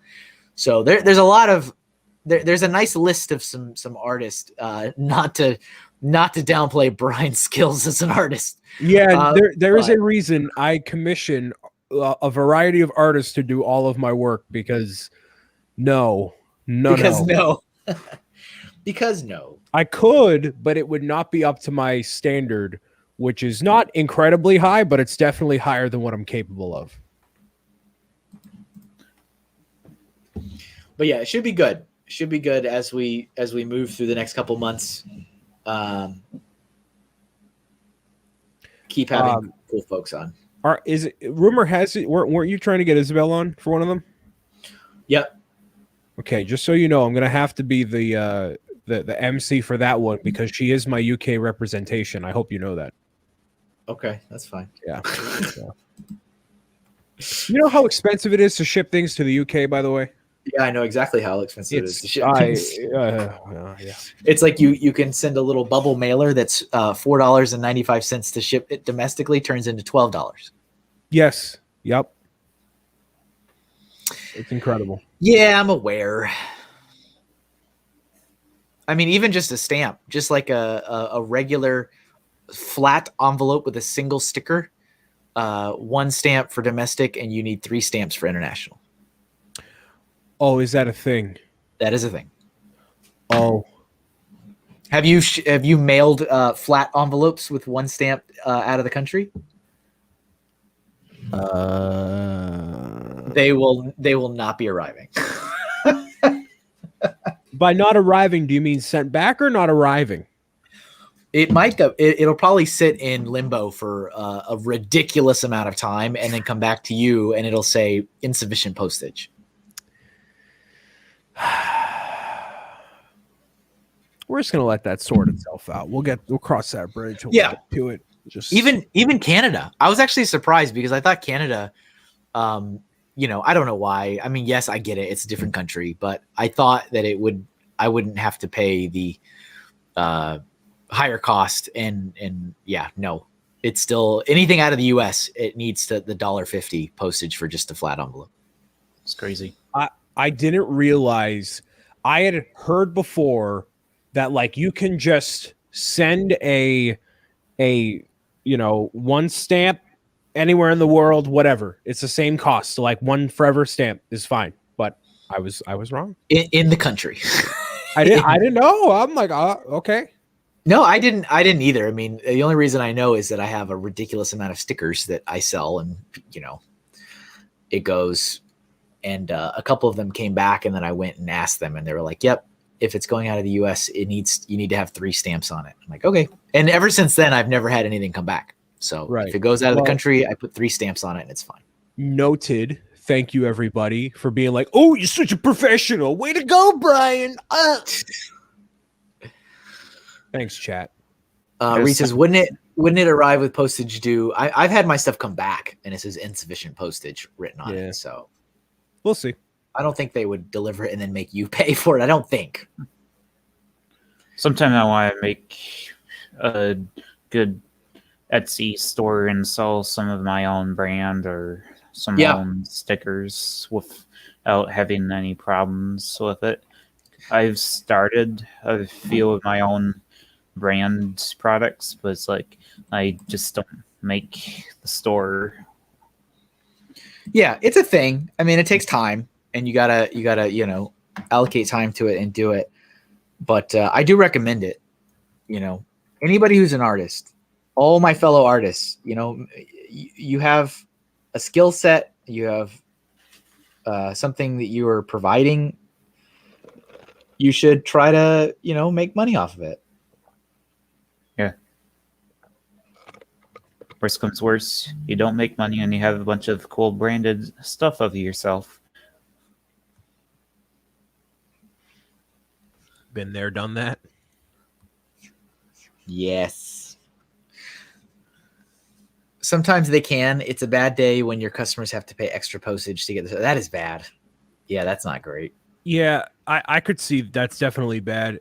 The only things that I've shipped, whenever I ship something, I always do it, through Etsy or through the post office, and it's fine. But yeah, the envelopes, I don't think the international people that have bought stuff would be like, oh, I have to pay $1? What? Like, it'd just be like, oh, this stinks. Yeah. I haven't shipped the whole package, luckily. It's just been, yeah.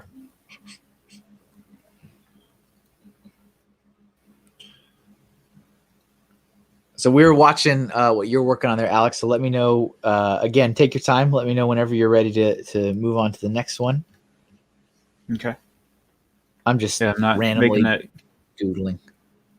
Yeah, I'm doing my lowest quality as possible, basically. Keep it loose, Yeah. Keep it loose. Might learn some new things here and there. Yeah, for sure. You're the first person. I'm pretty confident you're the first guest artist to use Illustrator on the show. So that's cool. Really? Congratulations. Cool. Yay. Where's my badge? Or You earn internet points. Yay. I'll take it. Internet points. Better than no points.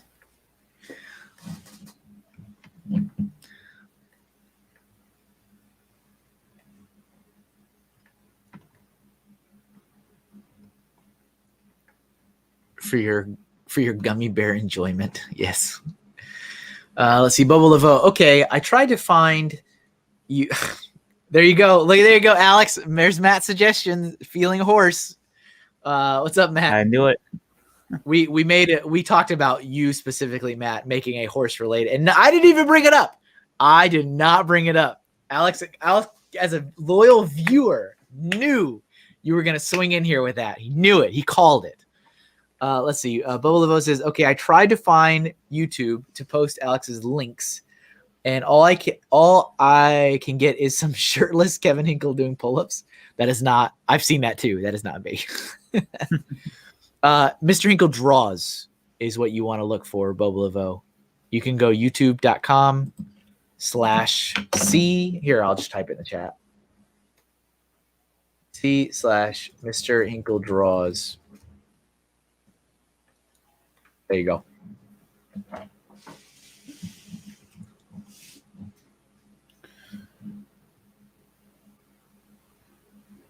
And it's in all the chats now, even folks in other chats that did not ask for it.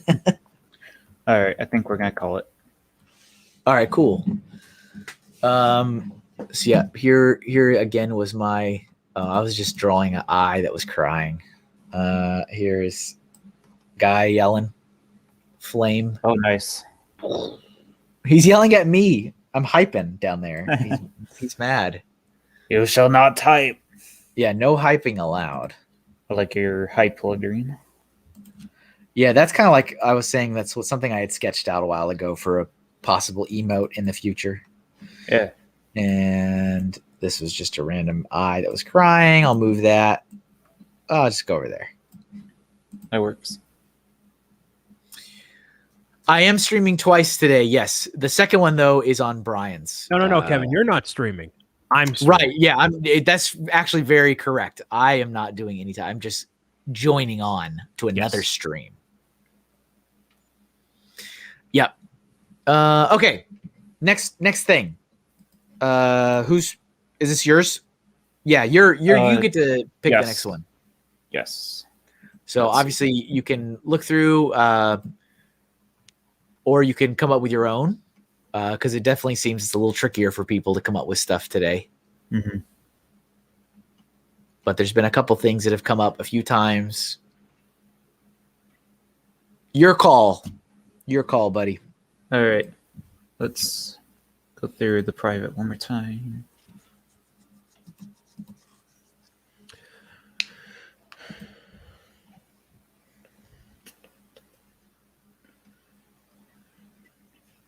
Kevin will be featured on a live stream twice today. Yes.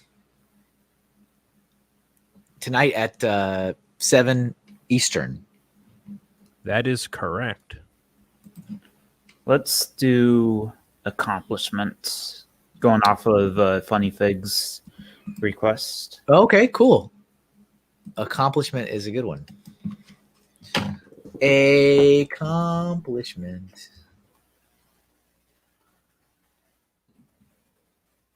I'm going to write that in the...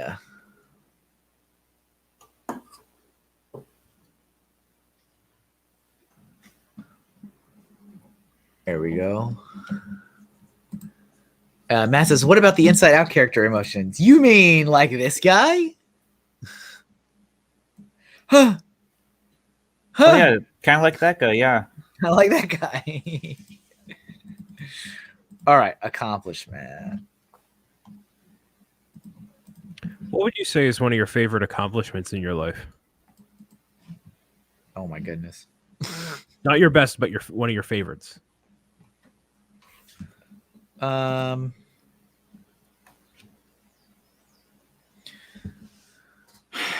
gonna be right back. Okay, no problem. Gotta go think about it for a few minutes. Yeah, exactly. Gotta take a moment. I gotta take a knee. I'm pretty proud of the fact that I earned a bachelor's degree, and went to college. I'm pretty proud of that.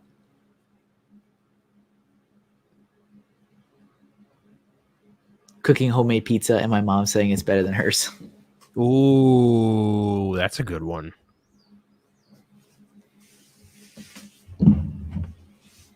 Oh, you know what I'm gonna draw? I'm gonna draw that proud baby meme. Success Kid.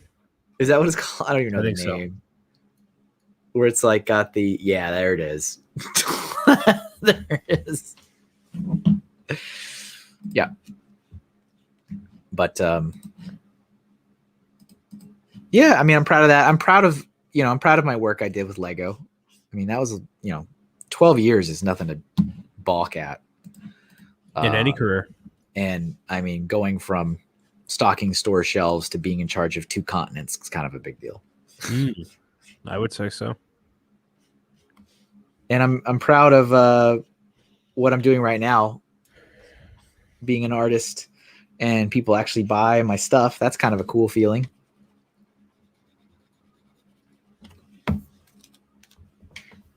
I would say so as well. What is that? Was that on a different layer? Yeah, it was. Okay. That was bothering me.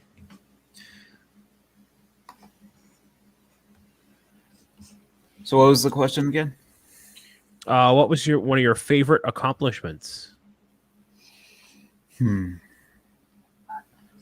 I mean, I've gotten recognition. I've gotten, like, I don't know if it's necessarily an accomplishment, but it was like naming triplet heifers, which happened 1 in 8 million chances. That's pretty cool. I entered the contest when I was younger, about 5 years ago, and it was a contest from our local dairy, and basically the heifers were born not given names, and they wanted to ask the community to name the heifers. So my mom gave her suggestions, and I gave mine, and mine were chocolate, vanilla, and twist. And That's adorable. just happened to be the winner, and who knew it would have been the most popular one. Nice. Yeah. So I was given, like, it was 15 of their buckets of ice cream. You could get 3 at a time for the That's a lot of ice cream. 5 years. Yeah. That's not enough ice cream. No. So we just got our last 3 this last week. Oh, wow. Okay. Yeah. That's kind of cool. See you later, Deanna. Thanks for being here.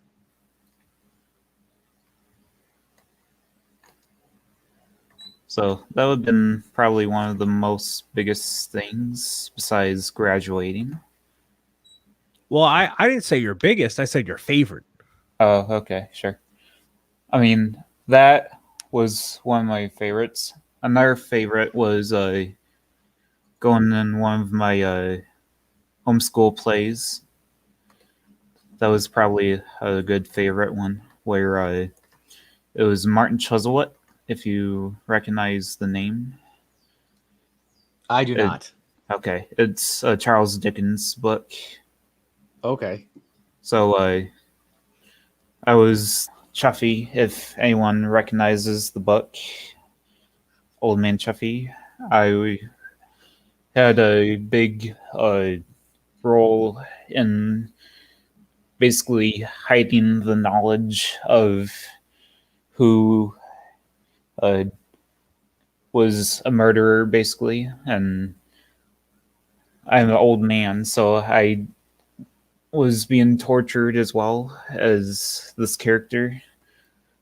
It was a quite moving character to be played as, or playing as, and I felt I did quite a good job, and I was told I did quite a really good job. I got people to really feel the emotion of the character and got their emotions going. You know, Excellent. you explain that made me just realize that I don't think I know anything that Charles Dickens has done aside from the Christmas Carol.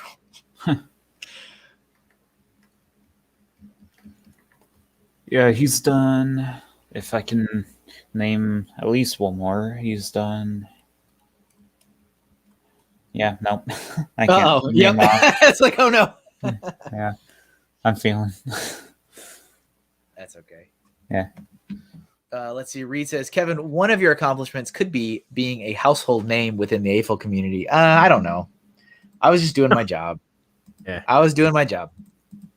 I'm glad that I did it well enough to build trust and have, you know, appreciation. But I definitely wasn't doing it to be a celebrity. That's kind of weird. But thank you. Now he's got to work on being a household name, a world-renowned artist. Yeah, I would be a lot more excited to take that mantle, because that's a lot more about stuff I'm creating and sharing versus I represent this global toy brand. I hope you like our products. You know, it's like, I mean, technically anybody else could take the mantle and do as good, better, or worse job than me. It's really just being good at your job. But you know, for sure. But yes, I am glad that people appreciated the time, the professionalism, and the service-minded approach I took to the role. But it still very much was just a job, and it was very much for a company. It was not really me. One of my more favorite accomplishments in the past couple of years was finally, for the first time ever, 100% completing Mario 64 on an actual Nintendo 64. It's so good. I never did it as a kid, and I wanted to do it for videos. So that was the first time I ever did it, and I did it on video to my audience who really enjoyed it. And that was just a very, I don't know, a cool moment to know that as little Brian, I was doing this thing, and now there's other people watching me do this and being along for that ride, I guess. So it was very fulfilling in a lot of ways. I kind of can relate to that with like the older Mario games, you know, because like I was telling you, I'd never beaten like the first three. I've played them over and over and over and over again, but just never been able to beat them because they're hard. Yeah. And I'm still stuck on the first one, the original Mario Brothers and Mario Brothers 2. And I'm using an original system. I mean, I'm using All Stars on the SNES, but it's not like, I don't have save states or anything like that. So it's just like, well, another game over. Well, another game over. Well, another game over. So I can relate. Just like, oh, there's a little book called A Tale of Two Cities. Oh, I didn't realize that was his. Whoopsies. But yeah, Mario 64 is there's a couple exceptions. Like I struggled a lot with like the clock world.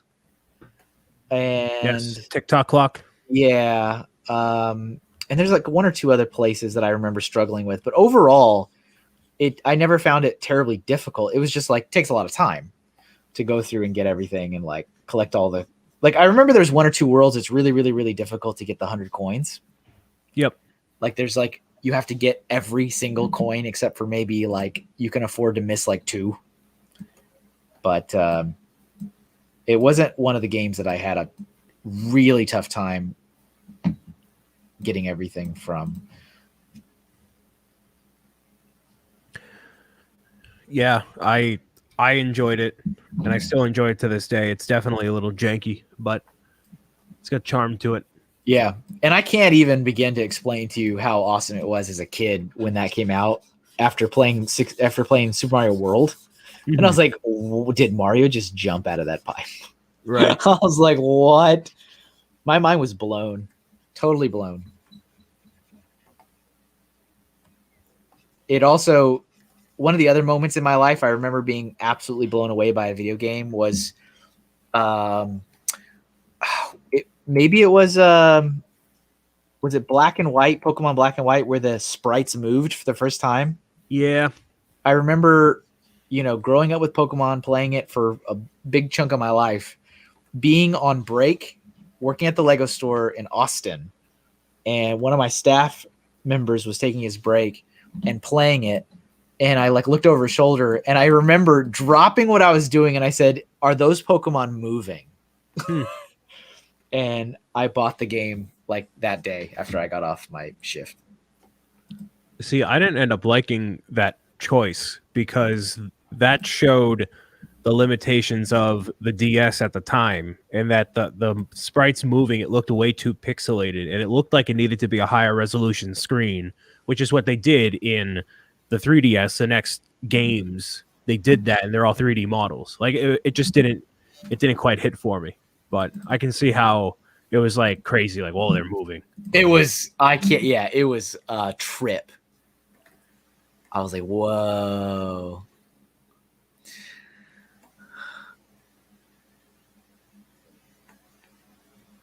Yeah, Odyssey's crazy. The amount of stuff in that game, like I have not 100% of that. That's just like, how many do I have to get? I'm not really a fan of like, oh, there's the fire alarm if you hear it.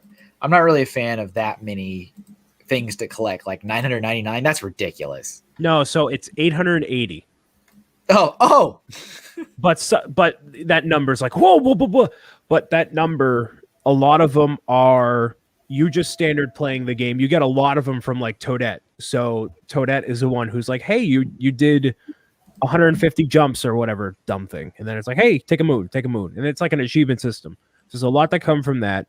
There's a lot that come from just naturally playing the game. And like the more and more I think about that game, I'm like, man, this is like A-class game design and world building and just fun and whimsical and like alive.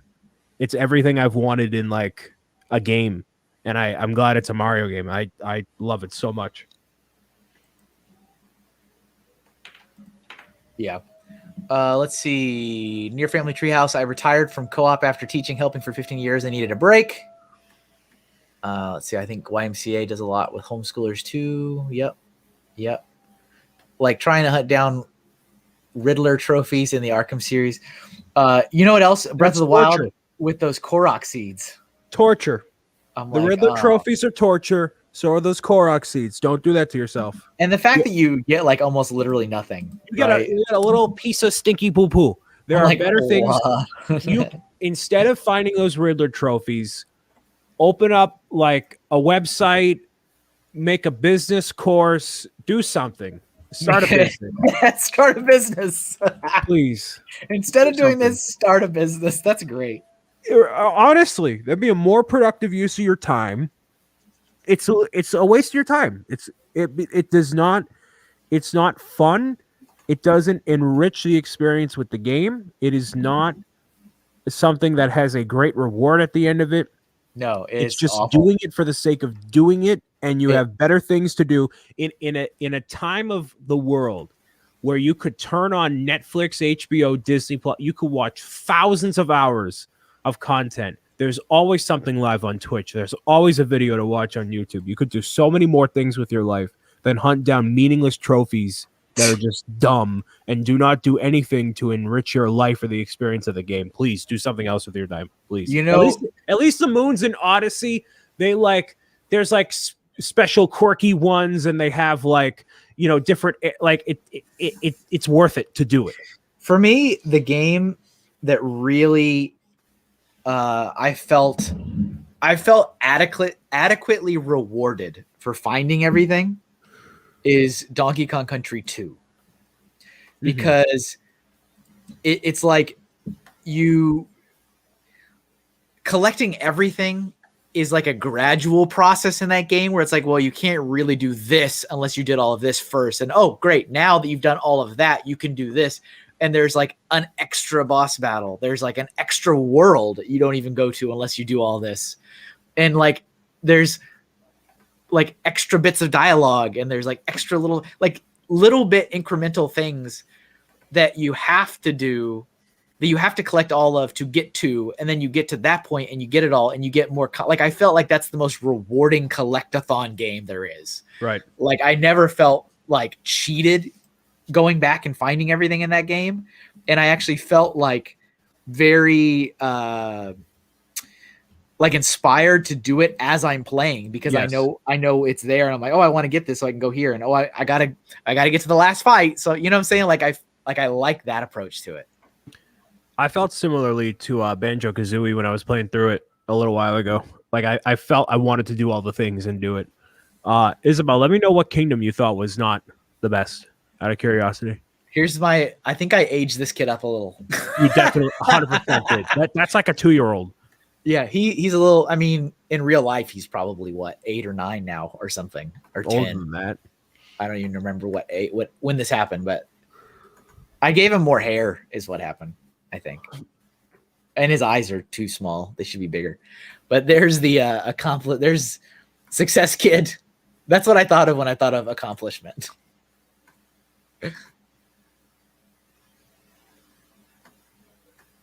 Nice job, Nick, booting up Banjo the other day. Oh, nice. That is a good one. I haven't played it in forever. Let's see. Question: how long is the live stream gonna last? It's 3 hours, so we've got about 45 minutes left until we wrap. Isabel, you didn't like the Luncheon Kingdom? Oh, I didn't like that one either. What? I didn't like that one either. How do you not? You people are crazy. Something about that one is just like, eh. You're crazy. You know what? I didn't like that one, and I didn't like the snow one. That one, it doesn't have the same level of ambiance, but it has to happen. There's got to be a snow level. Oh wait, is that Brian? Maybe.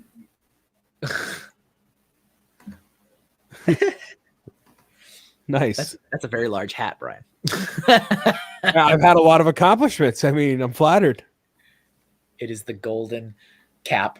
Yeah. I also kind of thought it was, you know what? It's so weird because I thought the same thing about that Luncheon Kingdom. I'm like, okay, it's here. It's happening. It's all right. The music alone is fantastic. I do think, I mean, I like the music from the whole game. Well, yeah. Like the music saved some of those places for me. Like what? Like the second one where you're like the forest or like garden or something? And like the steampunk one or the Fossil Falls? No, the steampunk one. People are out of your mind. I don't really like that world, but the music's great. So like I enjoy just listening to the music. Yeah. And those fork people are weird. Those are really weird people. But yeah, You're telling me you don't like the Luncheon Kingdom and the lava is like boiling stew? I mean, it's clever, I guess. I like being the little like taking over the little flame guy. Yeah, and the just lava like bubble? and just swimming through lava is kind of fun. Fun. But overall, like it's like the Luncheon Kingdom, the snow one are like the ones that I have gone back to the least amount. All right, what's your favorite one? Don't say Metro. Don't be a fair weather Mario fan and say Metro Kingdom. I don't really like that one. I just the one like reenactment of the original is like phenomenal. Obviously. But the overall world I don't really like. I out of all the kingdoms, what's my favorite one? I mean,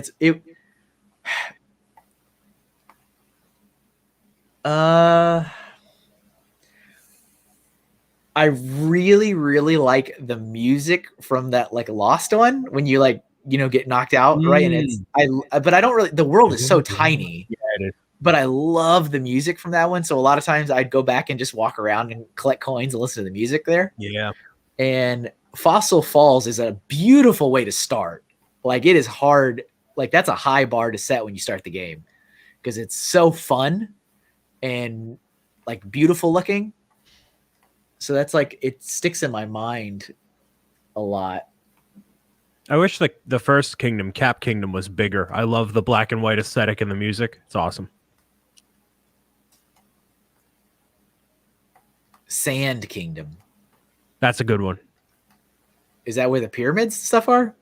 Yes, the icy, but not quite icy area. I'm done. I love that accomplishment. It's great. I like the Bowser Kingdom. It's very eventful. All right, what do we think, chat? Throw some stuff out. We need some new suggestions. Emotions, moods, feelings. What do we got? Oh, I can think of a good one for you. Nostalgia. I liked how you said that, and then Alex zoomed in on your face. It's like, I got one. I have something for you. Yeah, Skeletons and Sombreros was great. Music was great. I like the juxtaposition of a desert that's like freezing is kind of clever, super clever.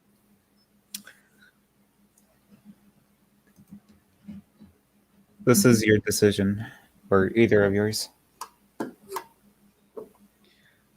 So yeah, what do we got? Throw some new stuff in the chat, folks.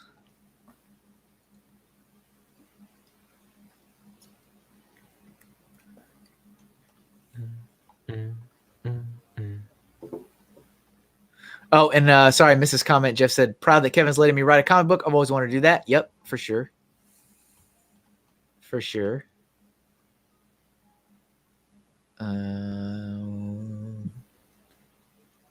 Brian, if you want me to touch it up, I'll send it to you after stream. Oh, thank you. You're welcome. Absolutely. Lindsay says elation. Super happy. I know. I said nostalgia. I still have some in the private chat over here. Oh, yeah, nostalgia is kind of fun. I have something in my mind for nostalgia. Let's try nostalgia. All right, we can do that. Nostalgia. Definitely the word that I never know how to spell and always need to use the spell check. There we go.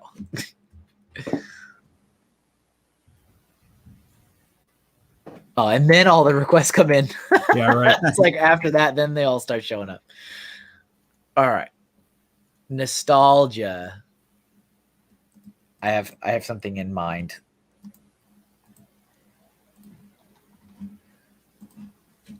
All right. We'll probably still have time for another one, so don't worry, folks. Don't worry. Don't fret.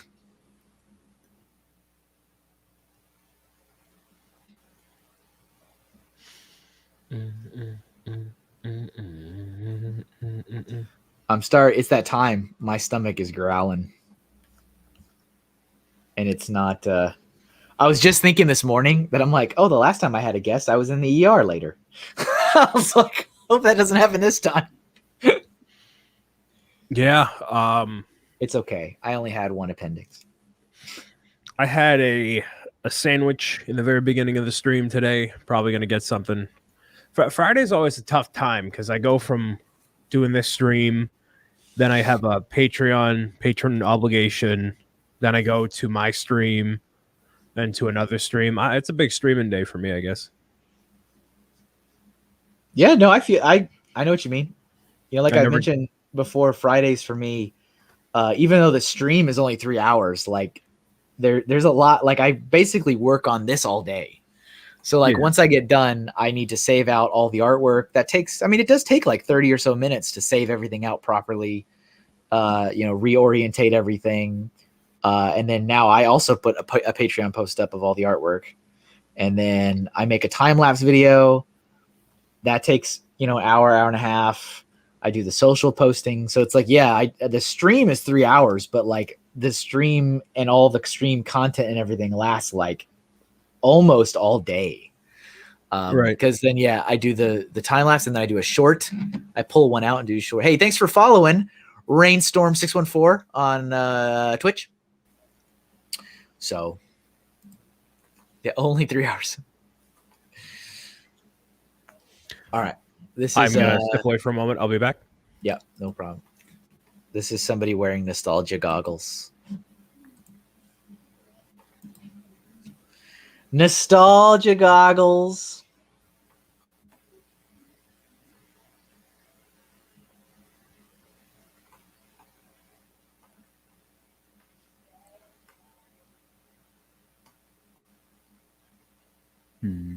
What do you think of when you think of nostalgia, Alex?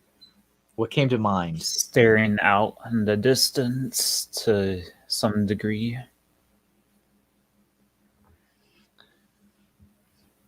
Yeah, That's I kind of had the same thing.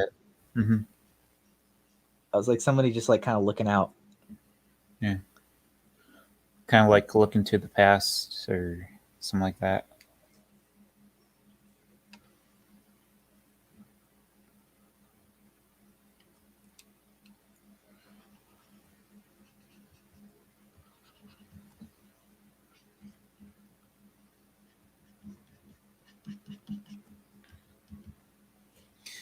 definitely can be a colorful thing.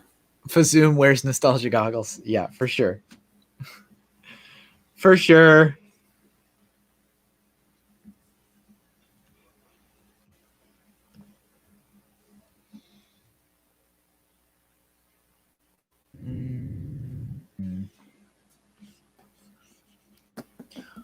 So do you, Alex, have you done this before, like where have you live streamed before? Not on my own. Like I know you've joined other streams before too, I think. Yes, I've joined like Reed once. I don't think you'd say you would remember that, but I had joined him before. I've joined the Brick World one where Nick was doing it. Oh, okay. Yep. That's Nice. the birth of the Kaka. That is where it came from. Yep. Gotcha. And, I've joined within chat a few times on other live streams, but I haven't gotten like big into doing them where I join as in either voice or record any footage, anything like that. Yeah. Yeah, not a too big self-promoter, even though I have been getting a lot of my own products lately. Gotcha. I was gonna ask, what have your thoughts on for the last couple hours drawing before a live studio audience? I think it's been doing pretty good. I can't say I have been thinking about anything negative about it, really. Well, yeah, don't say it live. Yeah. No. But yeah, Maybe it can be nerve-wracking sometimes, you know. Yeah. Surprisingly, I'm doing a lot better, I'll say that. Oh, good. Yeah. Good. I mean, even just a matter of trying to find stuff to actually doodle compared to time-consuming stuff. Yeah. If you go back and look at some of my first like 1 or 2 episodes, I was super nervous. Yeah. Like, here's my face right here, guys. I hope you're happy. Have a good day. And bye. The studio audience has enjoyed it a lot, says Bobo Laveau. Well, thank you. Lindsay says, my mom sent me 2 boxes of photos and stuff from my childhood. So much nostalgia. Nice. Very nice.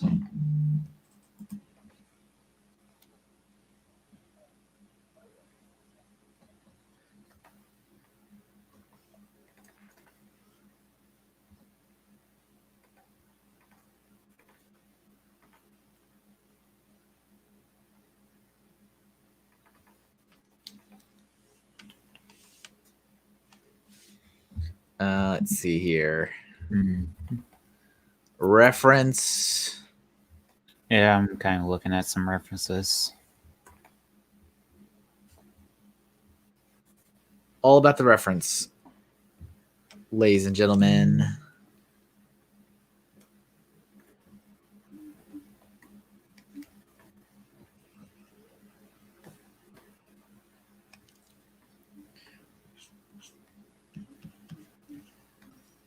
I was like, who am I going to draw being nostalgia?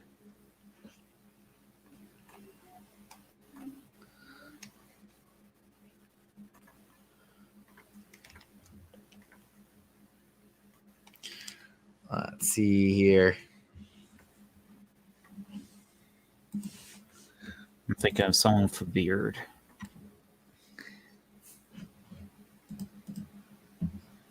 Well, thanks again, everybody, for being here today. Appreciate you guys joining. As always, don't forget to like the stream, of course, if you haven't already. Hit the subscribe button or follow or wherever you're at. Facebook, Twitch, YouTube, all the things. It means a lot, makes a huge difference.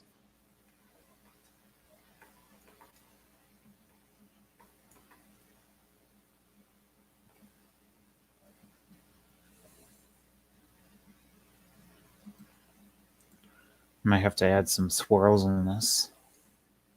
Swirlies. Yes. You got the Like- swirl tool.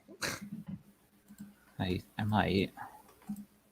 I like the swirl tool, but sometimes it's a little too Swirly. perfect. It's too perfect. It's if that too makes swirly. any sense.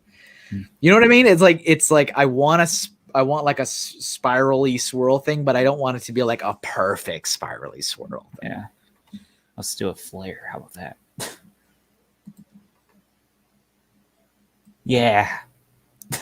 There we go, lens flare. I was looking at some of my old college artwork, and I was like, "Yeah, look at all these lens flares." That was the thing. That's what you did.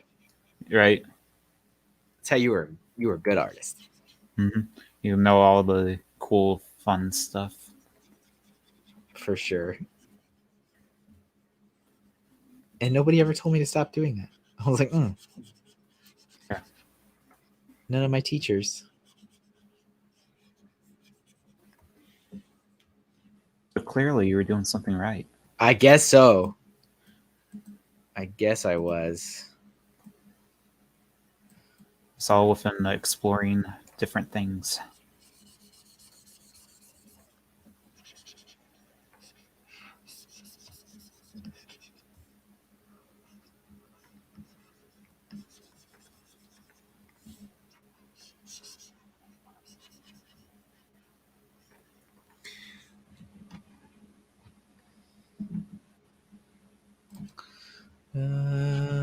Da.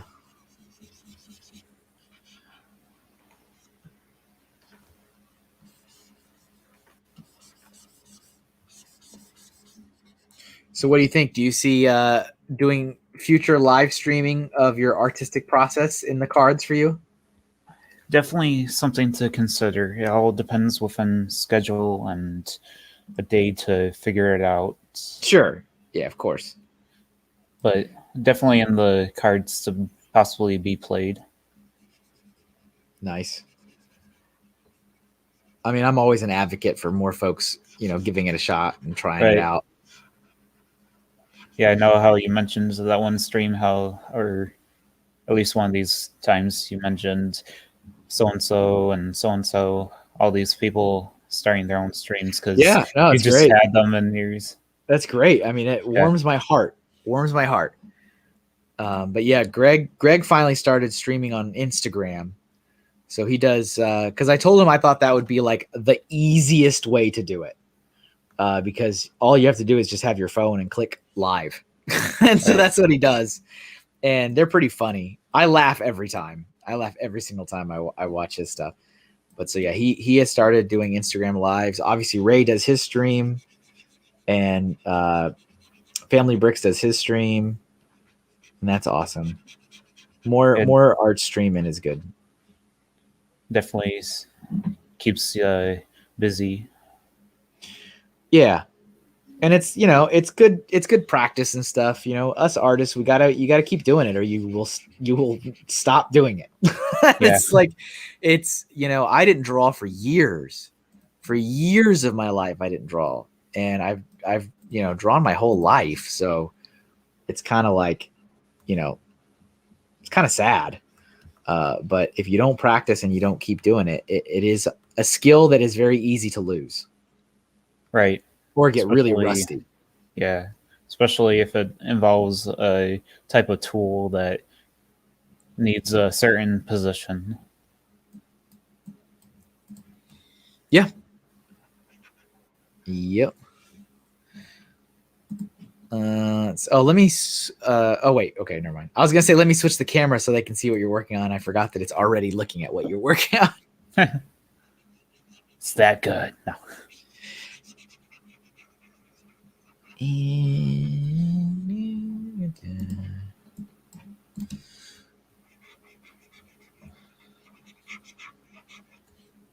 Oh, and a little white, and we need yellow for the beak.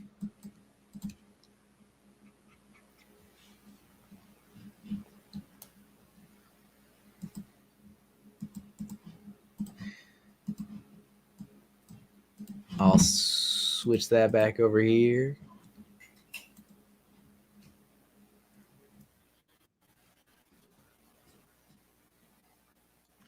I step away for a little while to see this.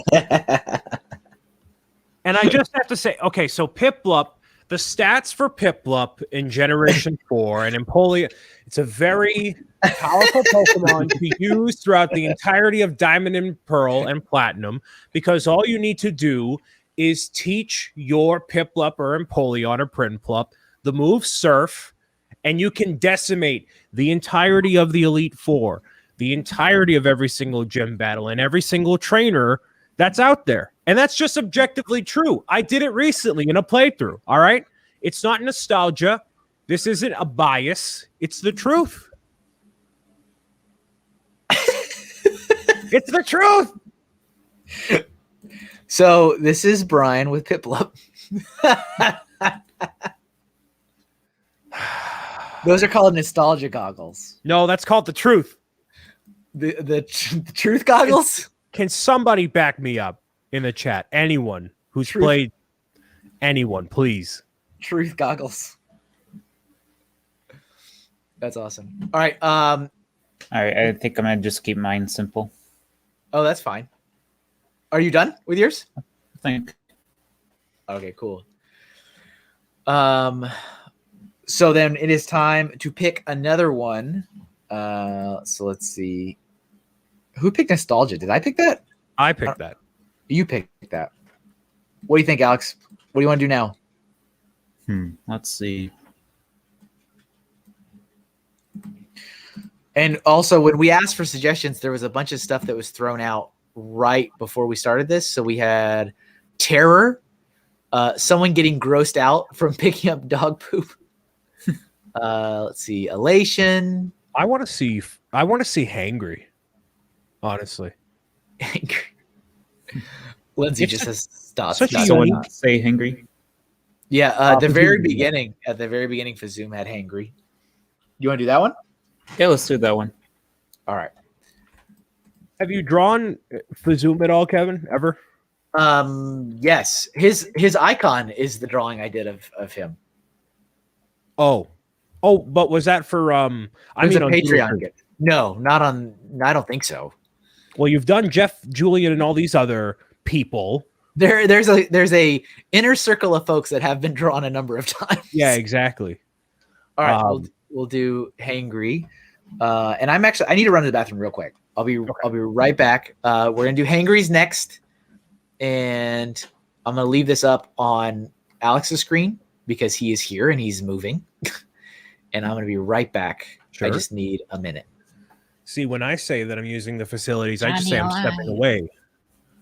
I didn't have to say I'm using the bathroom because that's a bit informal, but okay. You're informal. All right, I'll be right back.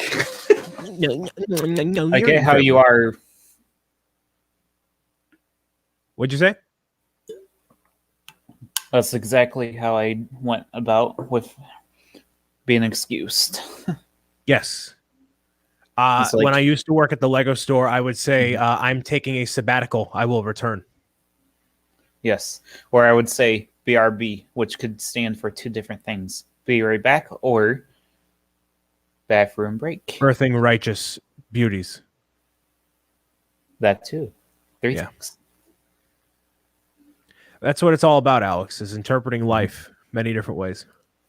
Yes. Depends on which one you want to go about. It's all about context. Mhm. So you are in school, correct? College, yes. College. Yep. I don't think I heard earlier. What for? Graphic design. Gotcha. Yep. Are you enjoying it? I am pretty much so far. It's been introductions to a lot of the classes, which is about usual within college, especially within trying to get you to know your tools. Of course.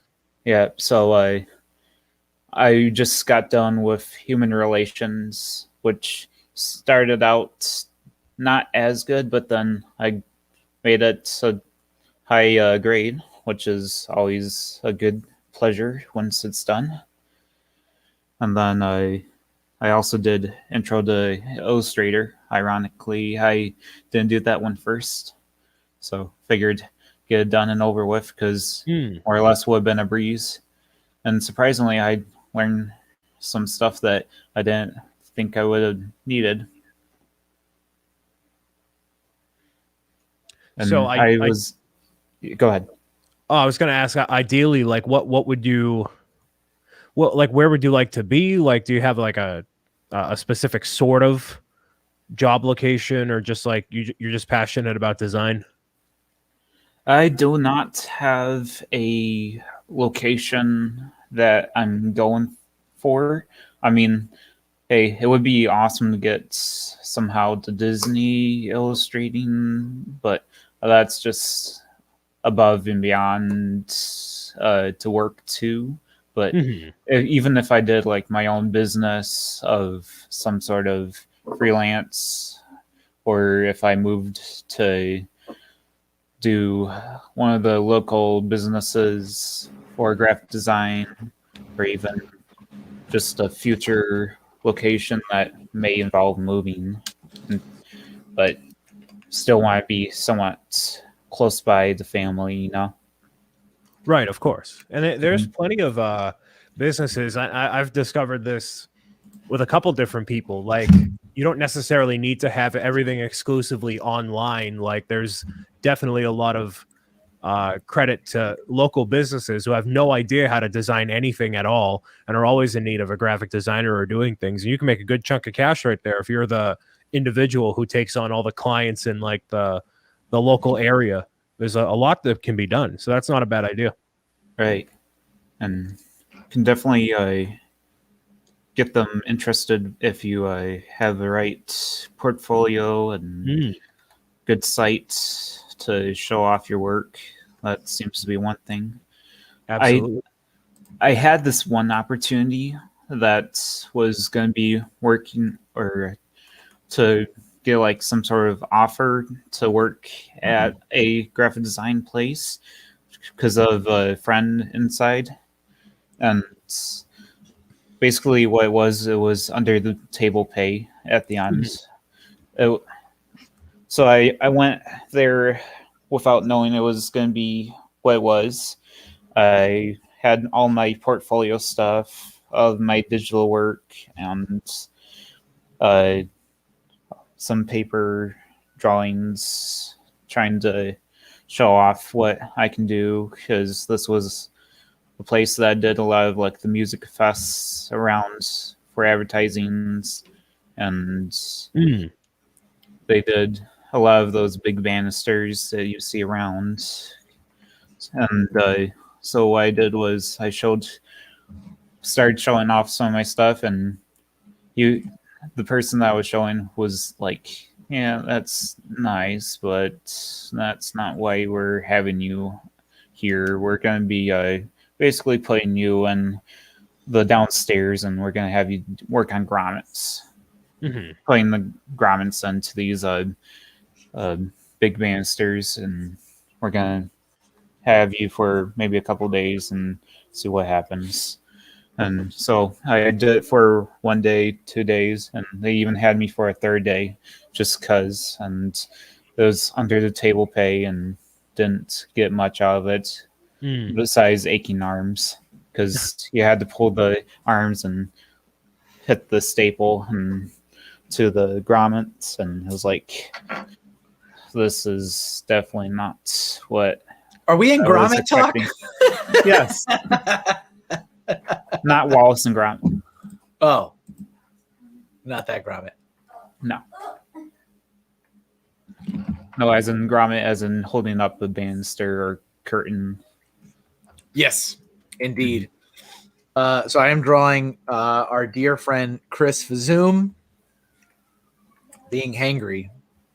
Can you also draw on like Fazoom's plate the most unappealing plate of soggy, greasy, unappetizing breakfast food that Waffle House provides, just to really stick it home to Chris, please? Hash browns? Grits. I want grits. Ugh. I hate grits. Did you happen to see that post I put on my Facebook page? What? I don't know. What Okay, was so it? I put up a post, and it was one of those typical posts that you see, like, you know, that's been copied over 5,000 times. But I'm like, oh, this is an interesting one. Let me see what people say. And it was a grid of 9 different things for breakfast food. Oh, I did see that. Yep, I did see that. For context for everyone else, waffles, apple juice, grits, pancakes, whatever. And it said one of them got to go. And the overwhelming vast majority of people said between the choices, grits and coffee were the 2 that would go out of the 9 more often than not. And I'm like, really? For coffee? I was very surprised. A lot of people don't like coffee. What is okay. So there's a couple of things that's interesting about that. I would say, I mean, I always feel like I know your audience, and then it's never the right understanding of your audience. So it's like, you know, I'm like, oh, your audience is a bunch of kids. And I'm like, this is not a bunch of kids. Nope. You know what I'm saying? So like, I mean, it is. It also isn't. Exactly. It is. And that's the answer. It is. And it isn't. So, but that's what makes it so dynamic. And that's why I love it. It's very me. Yeah. So like on initial, thought, I'd be like, oh, well, that's because it's all kids, right? Kids don't drink coffee. And then I'm like, well, but it isn't. So it's like the kids aren't on Facebook. That's why they're not on there. Yeah. Here's the other thing that I thought of immediately when you said that is, well, it's a good thing you have a branded coffee promotion. Yeah, right. Also, that's what I put in the comments. I'm like, man, I didn't know y'all hated Brick So Brew that much. Okay, I see how it is. And they're like, no, it's not your coffee. I'm like, yeah, it is my coffee. Bubba Laveau says his audience is 7-year-olds and mothers. Bubba Laveau, I actually don't know. Are you a mom? Are you a father? Are you just some rando? Because you watch my stuff too. So, Bubba Laveau, are you?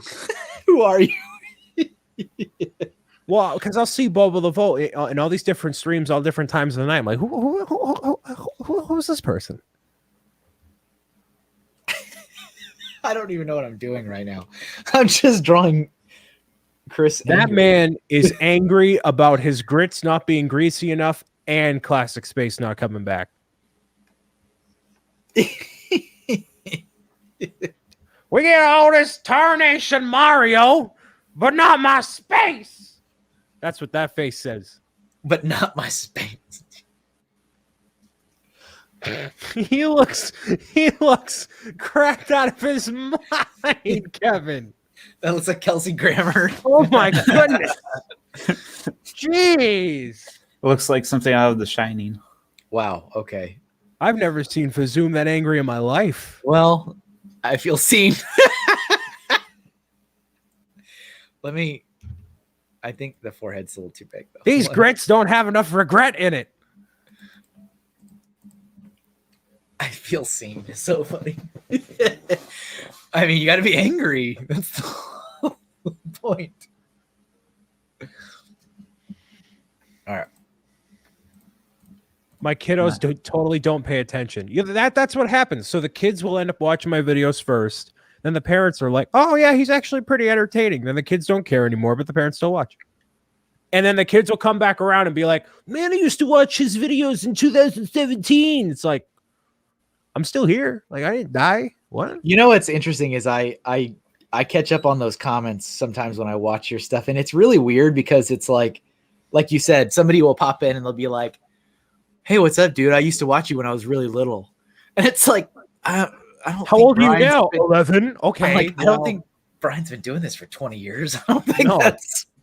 But like, I see that comment, like people are like, oh, I used to watch you when I was a little kid or something like that. I'm like, all right, that's weird.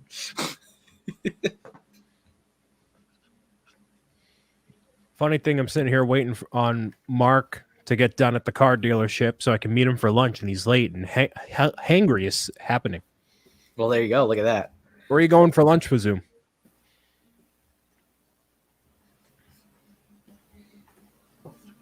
Wait, Lindsay, so they sometimes watch but don't pay attention. So, like, did your kids used to watch? And now it's just you and Cody that watch? I don't know. I used to watch you when I was the fetus. Oh, aren't you like when I was a little younger? That's a little Yeah.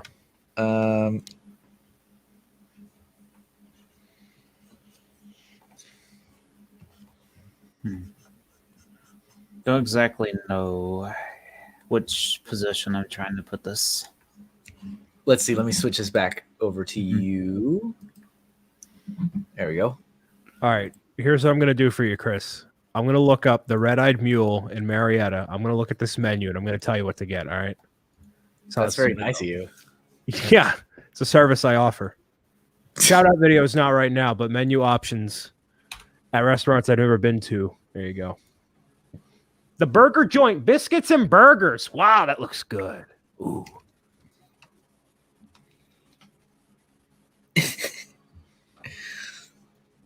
Great to know your kids don't care about me anymore, Lindsay. Thank you. Let's see what this menu looks like. All right. We have an omelet. That omelet plate looks baller. Shredded cheese, onions, tomatoes, choice of bacon or sausage, and grits. What is with you people and grits? I think grits are gross. I'm going to make Fazoo more hangry. All right, so you're going for lunch, so you're probably not going to go for breakfast. Or do they only have breakfast? No, they have burgers and stuff. After morning menu. All right. I'm just, checking all the boxes. Chris, you feeling obviously red meat?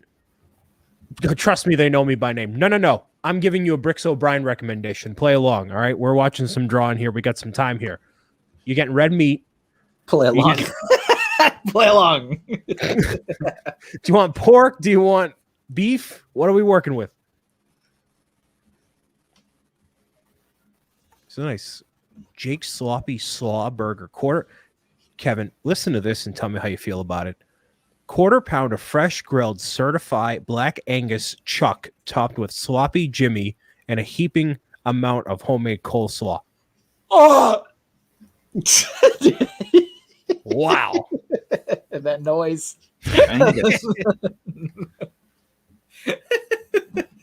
Beef? All right, Chris. Let's see.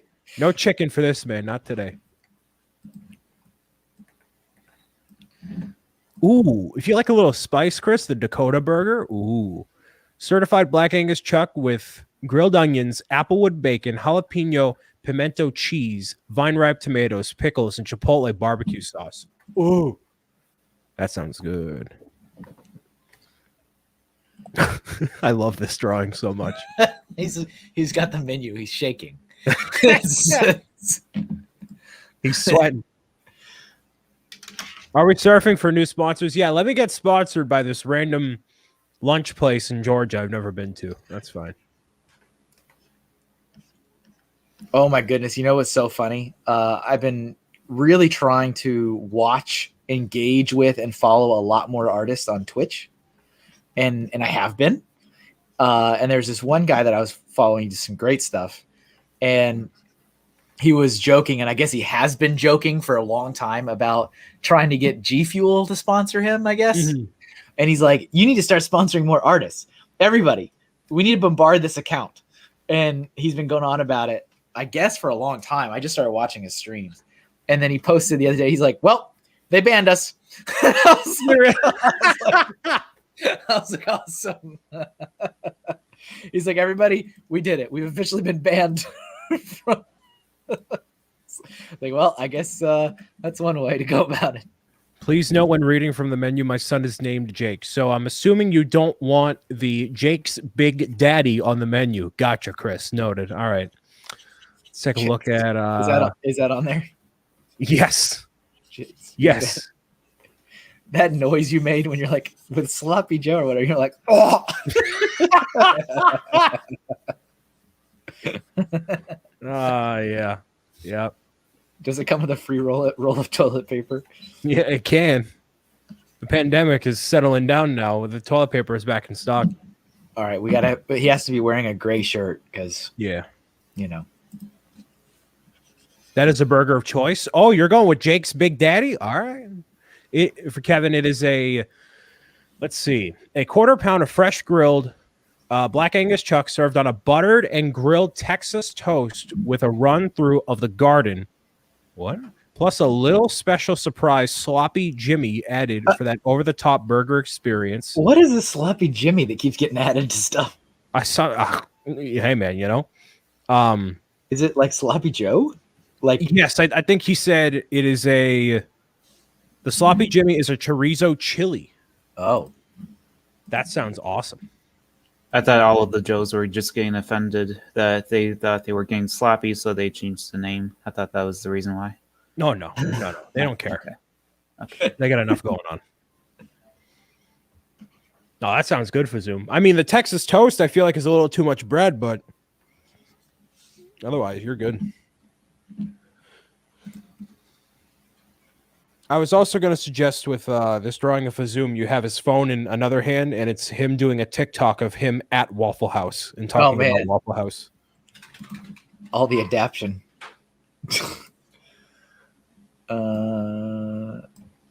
Yeah, he's TikTok famous, isn't he? Yeah, Fazoom's TikTok is like, look at this Lego set I designed 55 years ago. Look at Waffle House. I like space. That was a wonderful little soundboard in like 2 seconds. Like, look at this, look at that. I like Waffle House space. You just end it with space. Space. That's he'll literally go into the Beyond the Brick Quarantine cast, just be like space, and then leave. I'm like, okay, that sounds about right. Yeah. I love it. It's great. Let's see. Where'd my mouse go?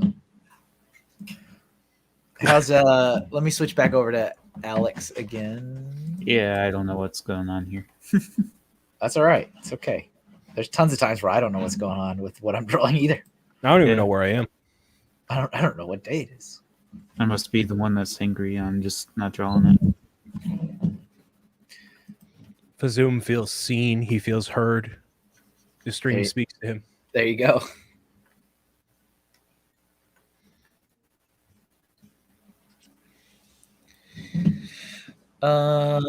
We need.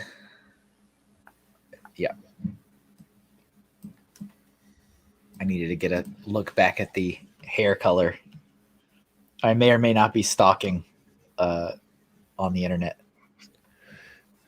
for this. It's how it goes. That's how you do it, right? Yep. And remember, Chris, that this will be up on Patreon later if you wish to download it for your own personal enjoyment. Kevin, no one looks at your Patreon, clearly. We've learned this week. Okay? Well, you know what? I'll have you know 7 people. 7 people again. out of how many? Out of 83. There we go. All right. That's less than 10%. It really is. Yeah.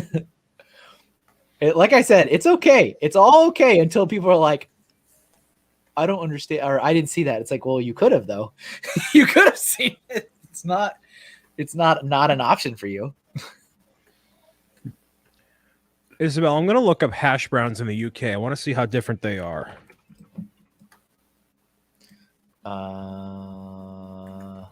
I'm personally making my character kind of based off of one of my comic characters. Oh, the one, yeah. You were talking about that earlier, right? Yes. It's got its own Instagram. Yes. Orderly Fashioned Comics. Yeah, there we go. Trying to readjust some of the story currently before I post the characters more. Trying to make sure I know where I'm heading with the story. Yeah. Totally. I'll post more later on, hopefully.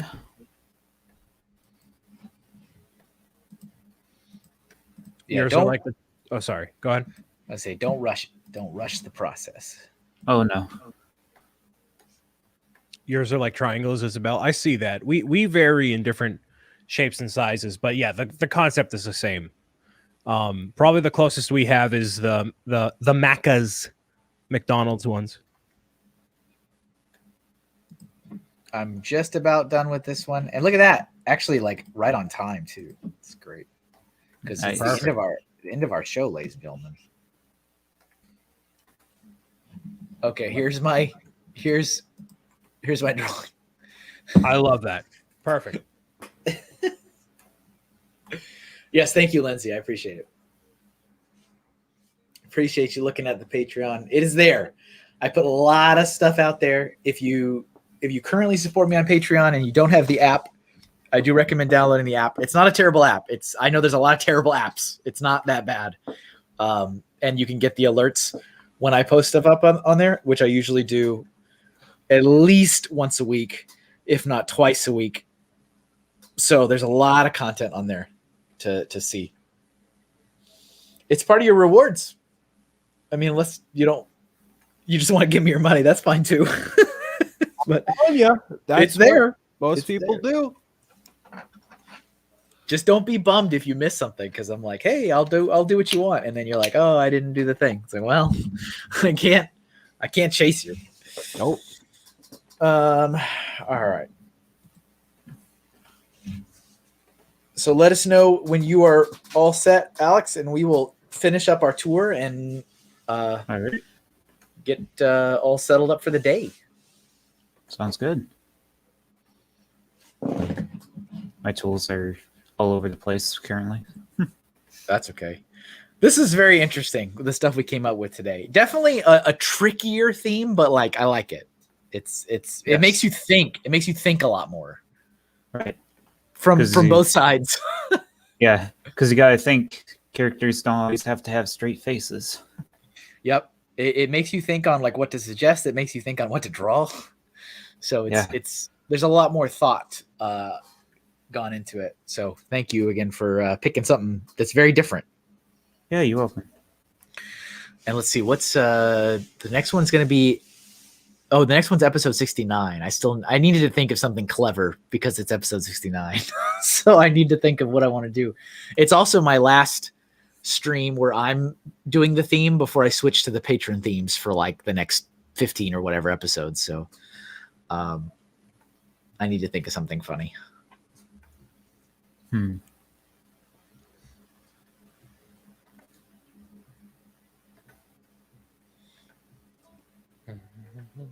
There's a couple I really like from this one though. I do like the little kid, even though he's a little older than he should be. I think that came out pretty good. Yeah. I may have my bias with the one of me, but I like the ratio of the goggles to the face. Oh yeah, I mean massive goggles. Yeah.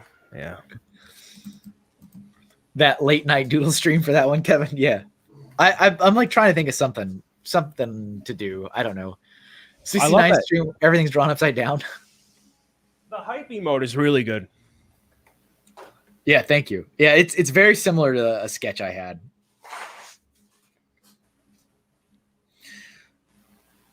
Okay, we'll call it. All right, awesome.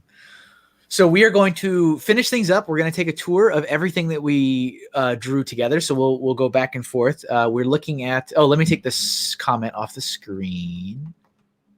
All right, so we're looking at your screen right now, Alex. Okay. Yep. Remember, like the stream, everybody.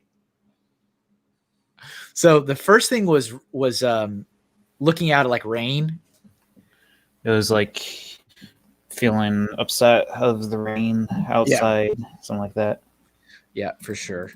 So there's Alex's, and here is mine. I did like the kids from the Cat in the Hat book. And then we've got the last piece of cake is gone, right? I think was the next one. So here's mine. Gone. Coming home, that last piece of cake is not where you expected it to be. And then here's Alex. I like yours a lot, man. That's like really good emotion in that one. Excuse me. Thank you.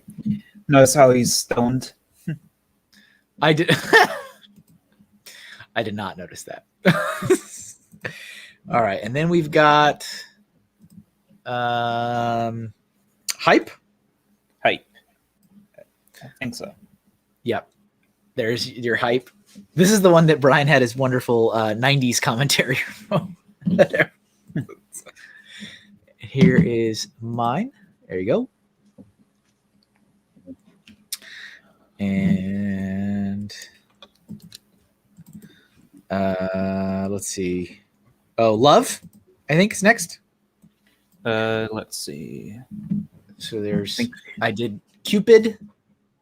And switch over to Alex. We've got here's the other, and this is a specific Cupid. This is the one you said from the Santa Claus movie. Santa Claus Cupid. Yeah, I swear that box just popped up, and I thought it said like Adobe Illustrator has to crash or something. I was like, oh no. I'm so conditioned to seeing warning boxes like that. All right, and then we've got nostalgia or angry. Yeah, angry. So that's you angry. Yes. You're super mad about something. Yeah, I needed something to do of myself, and clearly I didn't have anything else to do. And then here's mine, just some random.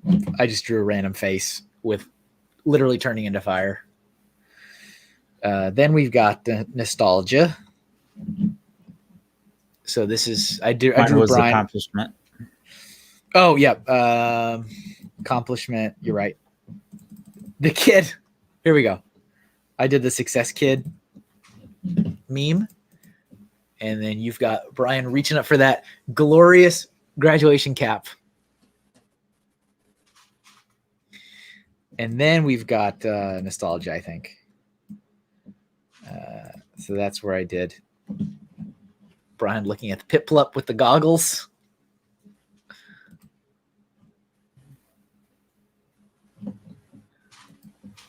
And then your nostalgia, that's the guy in the bottom left, right? With the yep. Some random thing, really. Lens flare. Lens flare. The whole thing is just the showcase for the lens flare. Absolutely. And then hangry? Yes, right? hangry. And so there is your hangry. Mm-hmm. And that's a character from your comic. Yep, Margaret Rose. And here is Vazoom being angry, holding a Waffle House menu. He is upset. Very he had nice. to wait so long. And then I had just this random eye that I drew in between stuff at one point that was crying, but that was it. Oh, and then this guy was during my warm up, so I drew that when we were still off air. So that's everything we got. Alex, is there anything else you would like to share, promote? Anything you want to say to the audience before we end the stream? I don't have any big announcements currently. I'd say stay updated with my social media in case I come up with something exciting that I'll be sharing, self-promoted items to sell, and I'll be selling on Etsy most likely. Nice. I have possibilities for future videos on YouTube. Not positive whereabouts to head with it, but it's something in the future for sure. And then I'll be working on comics, so follow that on Instagram, Orderly Fashioned Comics. And that seems to be just about it. Basically, just stay in touch, and you'll find any little update that I might share. And awesome. Yeah. And it's, for the most part, you can just find HawkeyeLegoman if you're looking on Instagram or Facebook. So you should be able to find that. There are links if you're watching on YouTube or on Facebook. I have links in the description. So make sure you check out Alex's stuff. Show him some love and support for what he's doing. And then, your comic has its own separate Instagram page. Yes. Yep. So that's its own orderly fashion. Orderly fashioned. Yep. Orderly fashioned with a D at the end. Okay. Yeah. And ED. comics. Yes. Nice. So check out that stuff.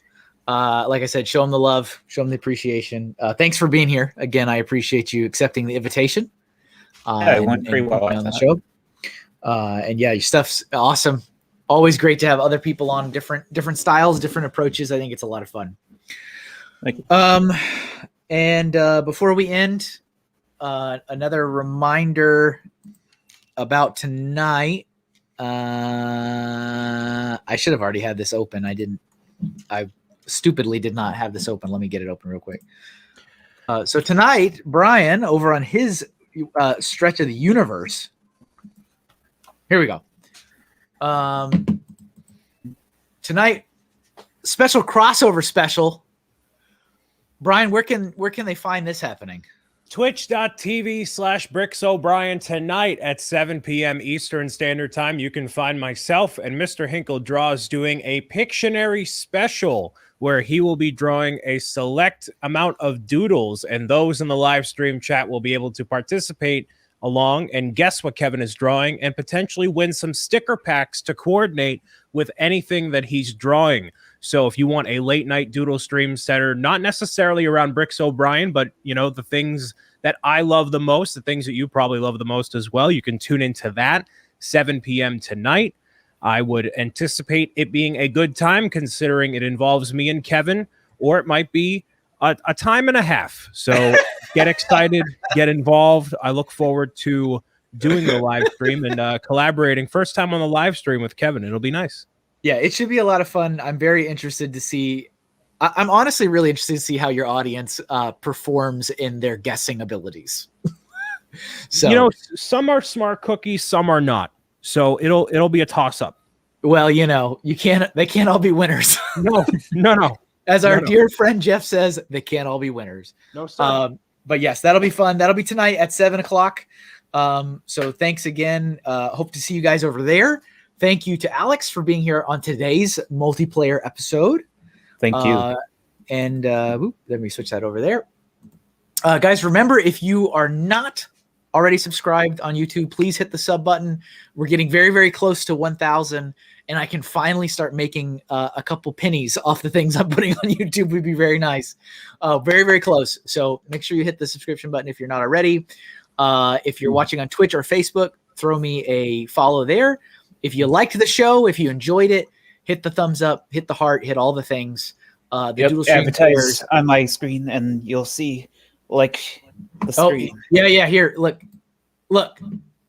Come on, subliminal messaging. That's not very subliminal. It's just blatant messaging. Guys, I'll see you again next week. The Doodle stream airs every Friday morning from 10 a.m. to 1 p.m. Eastern, unless otherwise noted across social media. Have a wonderful rest of your Friday, everybody. Enjoy your weekend, and hope to see you guys tonight over in Bricks O'Brien's universe for a double dose of doodles today. All right, everybody. See you later. Bye.